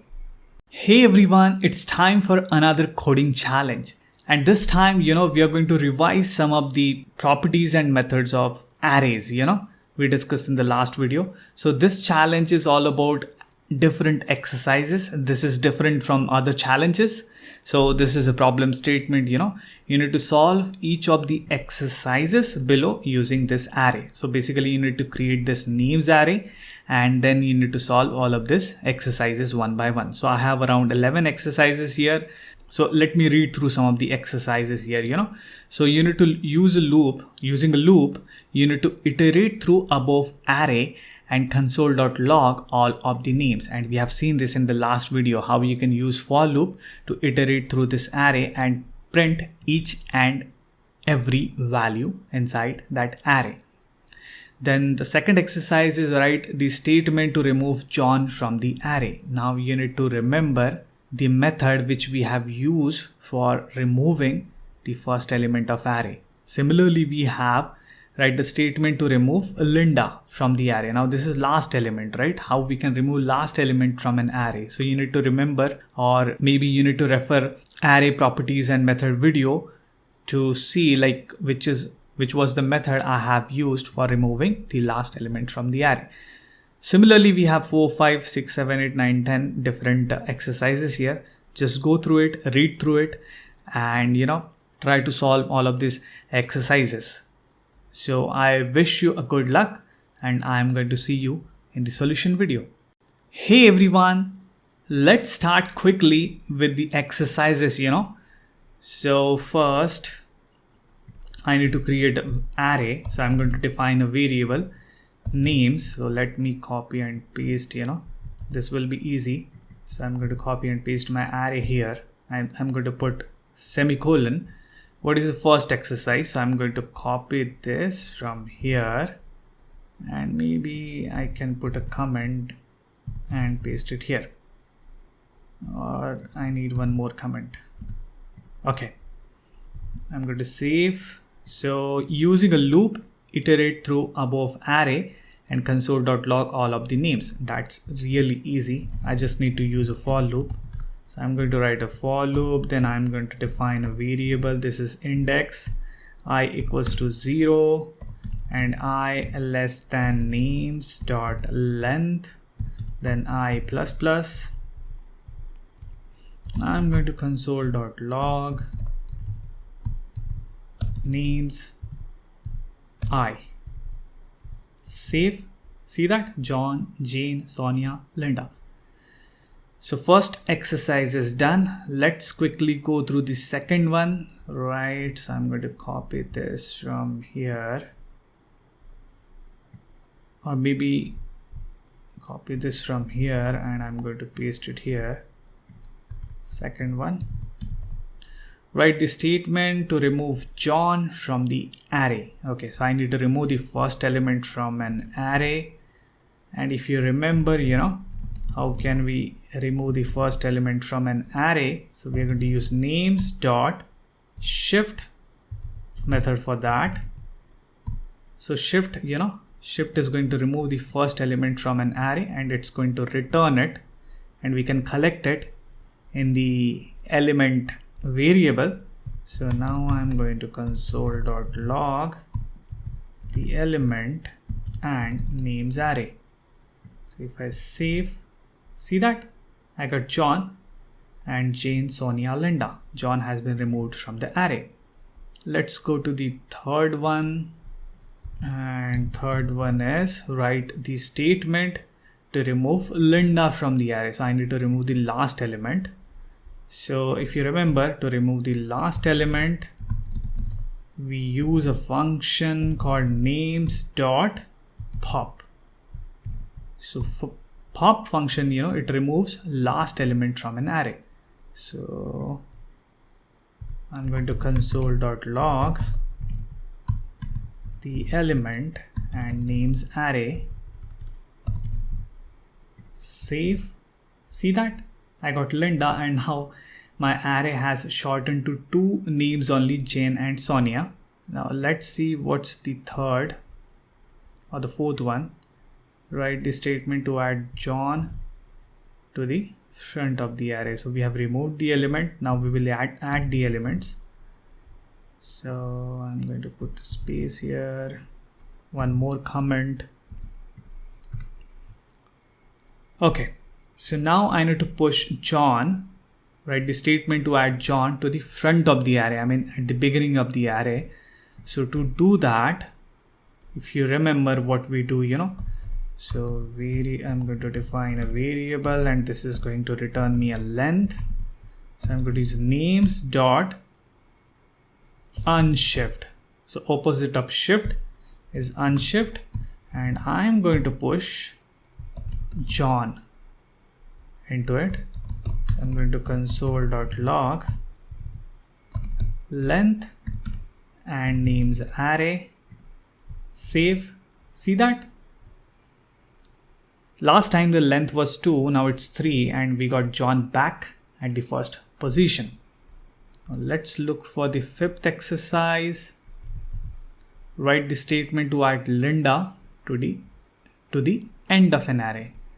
So I'm going to put it here. So we need to add Linda to the end of an array. So again, this is going to return me a length because it's pushing new element to an array. So I'm going to use names dot push, and let's push the value of Linda, and let's console.log length and names array. Save. See that? Our array back at the initial stage, right? John, Jane, Sonia, Linda. So we got 4 elements now. Let's look for the sixth exercise. So in this case,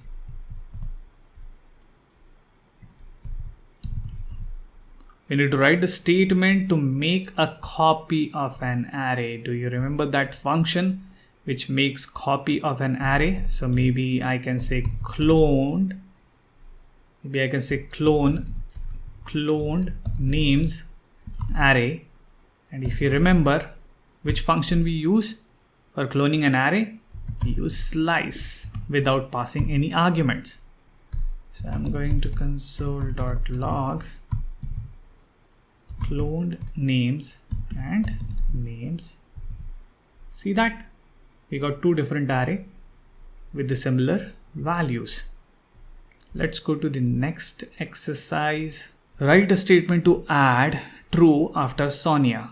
So we have Sonia here. Sonia is at which position? 0, 1, 2. And we need to add true after Sonia. So you remember that method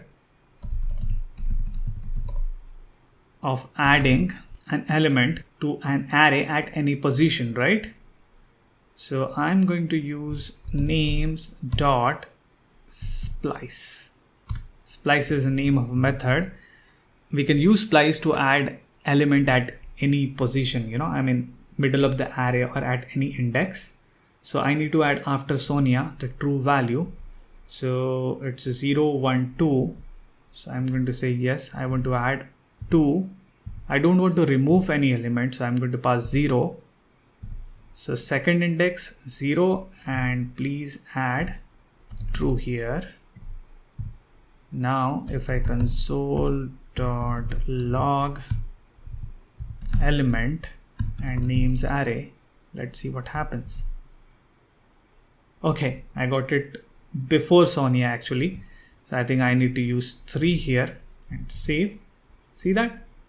Now I got true after Sonia. And we got empty array here because I didn't remove any element using the splice method. I passed 0, so it's not going to remove any element. Let's check the next exercise. Write a statement to add false after Jane. Okay. So after Jane, we need to add a false statement. So I'm going to use similar thing from here. I'm going to copy and paste names.splice. And maybe I'm going to use 2 this time. And I need to add a false value after Jane. So if I save my program, see that? John, Jane, false, Sonia, true. Okay, next exercise. Exercise number 9. Write a loop and exit the loop when the value is equals to true. Okay, so I need to write a loop.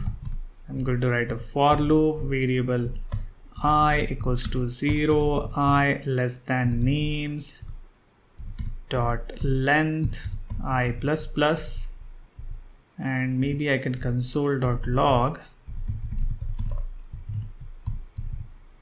names I. So I need to write a condition here where I need to check if the value is equals to true, I need to exit the loop. And do you remember the statement which we use for exiting a loop? So I'm going to check for names I, and if names I is equals to true, I'm going to say break. Okay, and I'm going to log here console.log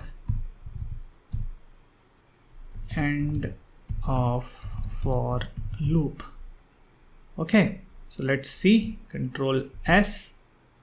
See that? John, Jane, false, Sonia. So after Sonia, probably I had a true value here. You see that? I have a true value. That's why I'm coming out of the loop. Let's go for the next exercise, which is 10th one.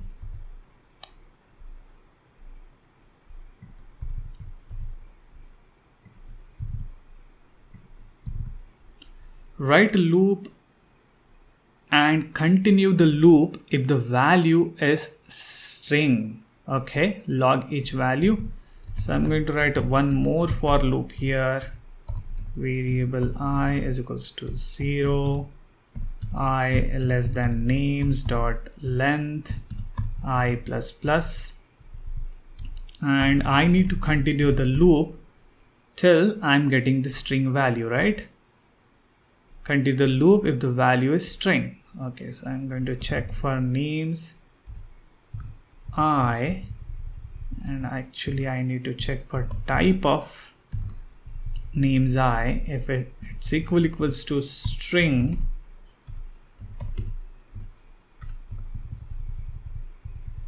not equals to string, actually I need to continue the loop.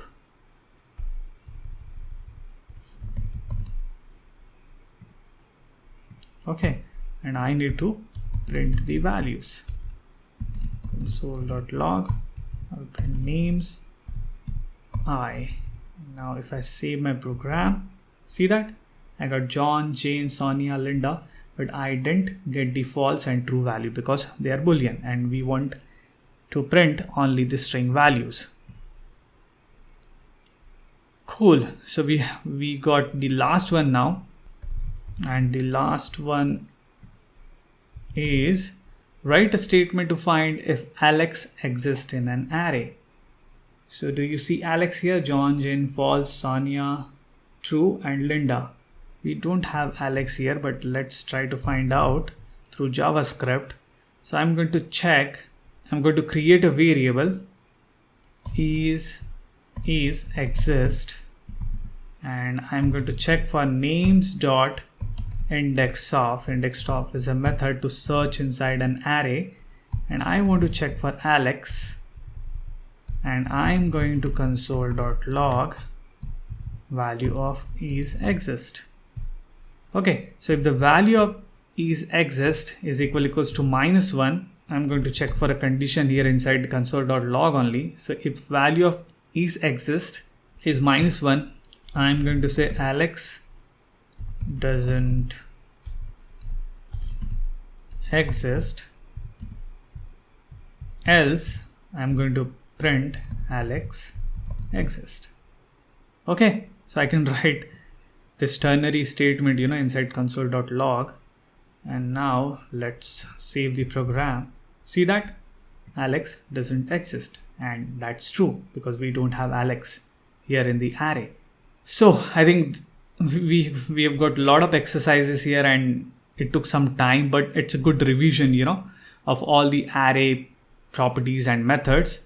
And we are going to use this method so many times, while writing our JavaScript program. So I thought of, keeping a revision as exercises, and it helps. So thanks for watching. I will see you in the next video. Hey everyone, in this video we are going to talk about standard built-in objects in JavaScript. So let's get started. Now we all know about objects and how to create our own objects in JavaScript. We talked about array. That's a standard built-in object in JavaScript. But there are, other built-in objects in JavaScript, and we are going to talk about some of the objects in this video. So if you want to look for, different standard built-in objects in JavaScript, you can search for JavaScript standard built-in objects on Google, and you can go to this first link. You look for developer.mozilla.org link. You can open this link, and we have like a lot of built-in objects in JavaScript. If you see here, we talked about array. So if I click on array, we talked about this length property in array, right? Even we talked about different methods like push, pop, shift. So array is one of the standard built-in object in JavaScript. Similarly, we have other objects like this date object, and we are going to talk about date object today. Then error.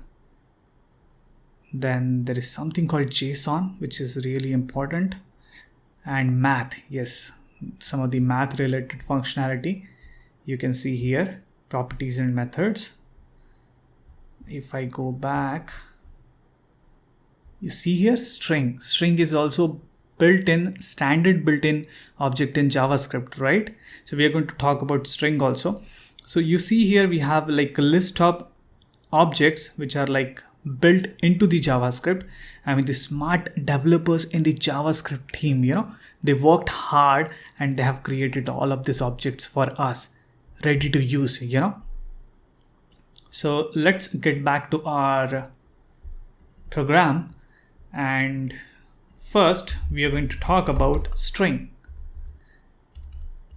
And when I've created a variable, say suppose name, and I put in the value of John in this. This is a string value, right? And strings are objects in JavaScript. So behind the scene, JavaScript is converting all these strings into an object.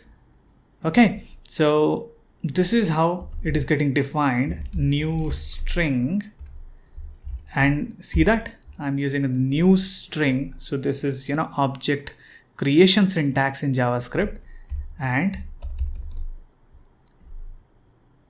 I'm passing John here. So this is what JavaScript is doing behind the scene when we write this statement. So now if I console.log name, see that? Now if I comment this statement and let me remove these comments, and if I save, I'm getting the same output. So behind the scene, the string is getting converted into object in JavaScript. So strings are basically objects in JavaScript. So we know, like, if it is an object, it must be having some of the properties and methods, right? So let's talk about the properties of string. So one of the important property of string is called length. And we have already discussed about length in an array. So it's similar to that. So if I type name.length and save, see that? 0, 1, 2, 3, 4. John, this name length is 4, right? Similarly, we have methods of string object. So there's one method called index of. We already talked about index of in array. We have a similar method in string also. So let me change this name, So maybe I'm going to create a new variable here. I'll create a variable just above this index of, and I'm going to use that variable for demonstrating all the examples. So maybe I'm going to write a rhyme here. So I've created a rhyme variable, and I'm going to write a rhyme. Mary had a, I started singing that rhyme because I really like it. Mary had a little lamb. Okay, so we'll keep it like this only. And now I'm going to use index of function of string console.log rhyme.index of. So I'm going to search for index of A. Okay, so what will be the index of A? 0, 1, 2, 3, 4, 5, 6, right? I should get the output of 6. So if I save, I got A, sorry, because we have a A here, right? MA, so 0, 1. So, this is how you can search for any character or even a word. Actually, let me search for a had word, and you're going to get the index of that particular word. This is 5. 0, 1, 2, 3, 4, 5. Okay. Maybe I can search for a word which doesn't exist, right? So Mary had a little lamb. Maybe I'll search for John inside this. And if I save, see that? We got -1. Like how we get in arrays, right? If we don't get a particular value in an array, we return -1. Similarly, in string, we return -1. Simple. There's one more method in string which we can use for search only, and that is search method. So I'm going to search for console.log rhyme.search, and I can search for maybe lamb. Let's save. See that? I'm getting the index only. So you can either use index of or you can use search.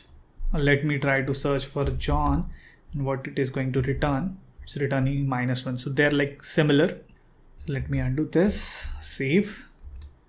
Next method we are going to talk about is slice. So say suppose you want to extract some part of a string from this long string, you can use a slice method.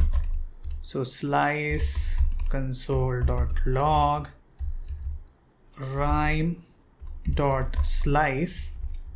and we can pass arguments here in the slice method.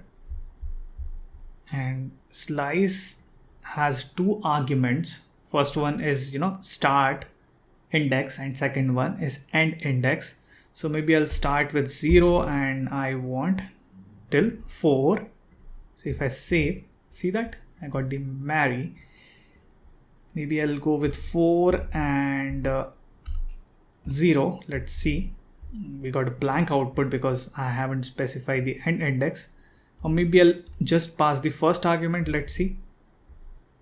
I'm getting the entire string, right? After this, I mean, starting with 0, 1, 2, 3, 4, this space, and it's returning me the entire string. So just keep in mind the slice method, it returns the new string. It doesn't modify the rhyme. So just to make sure, I'm going to log the rhyme also. See that? It didn't modify the existing rhyme string. Okay. Next method we are going to talk about is substr. This is substring method, and here also we can get part of a string. So I'm going to use rhyme dot substr substring, and it also takes 2 arguments. The start index, so I'm going to use maybe 6, and not the end index but the length. If you see here, we are getting the hint. We need to pass second argument as a length. So start index and length, like how many characters I want from the rhyme string. So maybe I want 3. And if I save this, see that I'm getting 80. Let me try to increase this number by 8. I'm getting 80 a lit.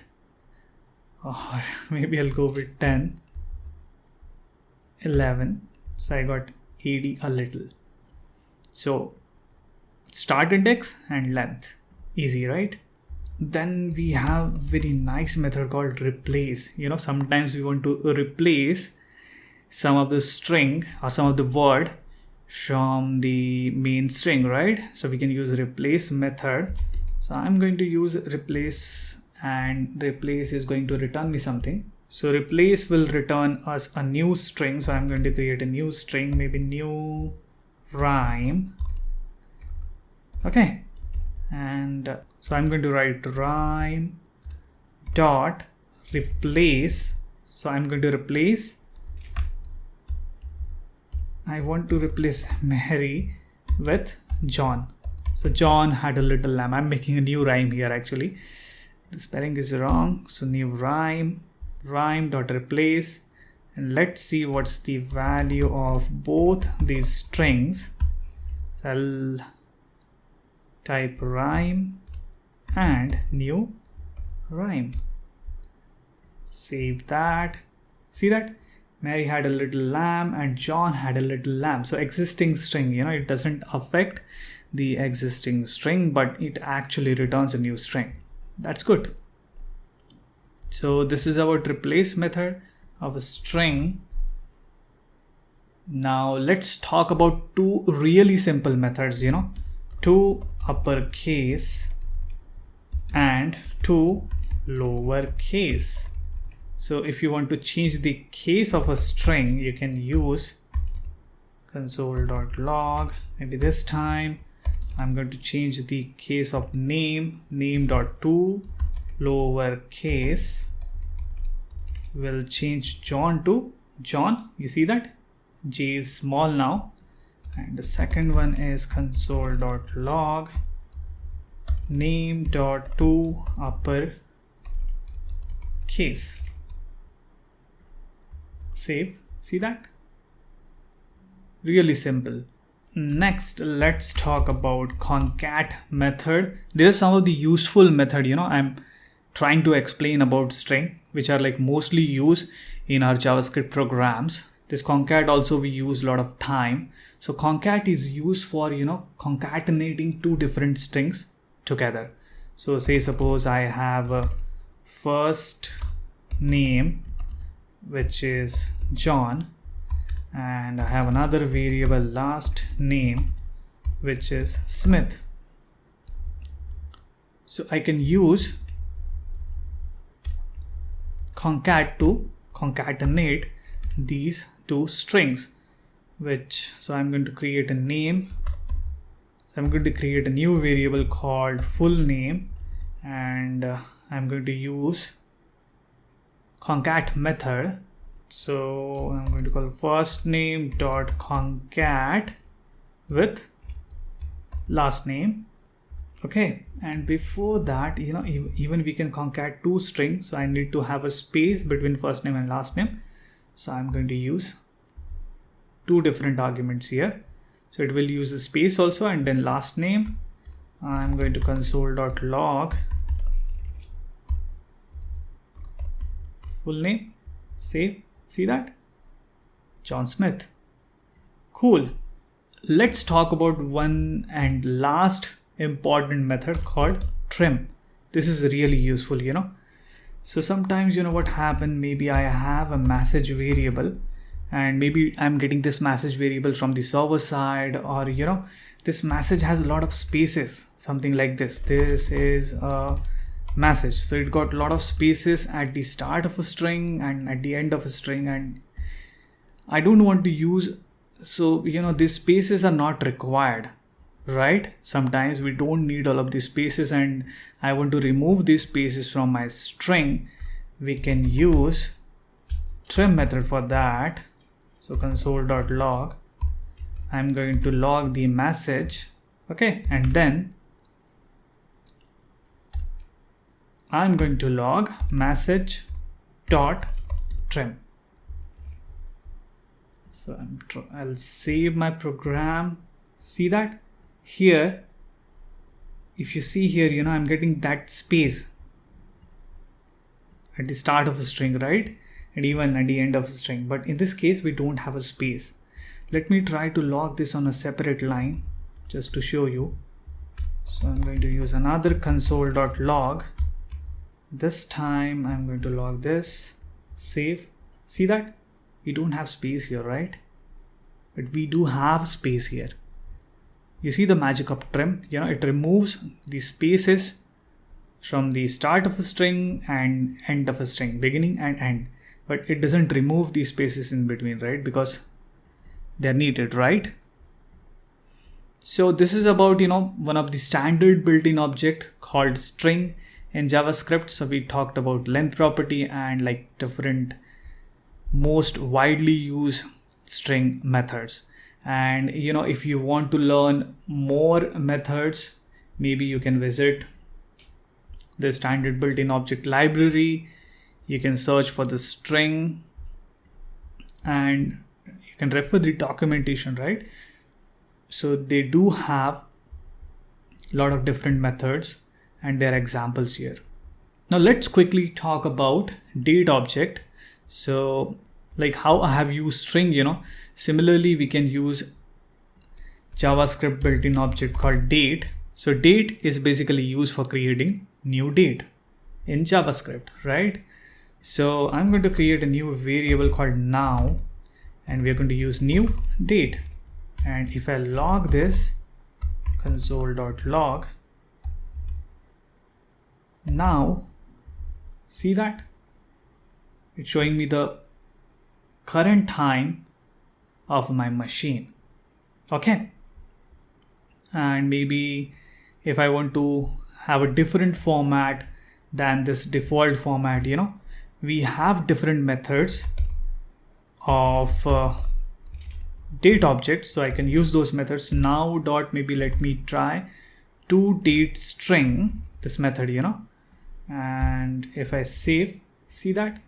I mean, this one is like quite detailed, I would say, and this one is easy, easy to read, easy to understand. So you can use all of these methods of date object. Date also got different method for accessing the parts of a date, like date has a year, right? Date has a month, then date has a day, something like that. So I can ask for the date. This will return me today's date. So if I save, see that? I can even try logging now dot get full year maybe, and save, see that? So I mean, this is easy you just need to understand JavaScript has different standard built-in objects, and object has properties and methods. So you just need to go and refer this documentation, search for the object which you're looking for. Like we were talking about date, right? So I'll go back, I'll look for date. I got it right. And you can go and check all of the different properties and method that date has, like date.now, date.pass, UTC, get date, get day, get full year, get hours. These are all different methods we have, and like based on your requirement, when you're writing any JavaScript program and you think like, okay, I need to know the time, so you can go and check the documentation of date object, and you got a get time method here, right? If you want to know the month, you can use this get month method. So it's really easy. I mean, reading document online, and especially on this developer.mozilla.org, they have all knowledge about JavaScript, even more than this video tutorial, I would say. So you can explore some more objects. I would suggest, you can go and start exploring this math object. This is useful. We use this math object while writing our JavaScript programs. We also use this JSON object, this is also really useful. Just go and explore this JSON also. So these are some of the, built-in objects that I wanted to tell you about. So we had a discussion around string and date. For date, I have shown you few examples here, but you can explore more by reading the documentation. So I think this is it. You got the point. How to search for the properties and method of standard built-in objects. I'm going to see you in the next video.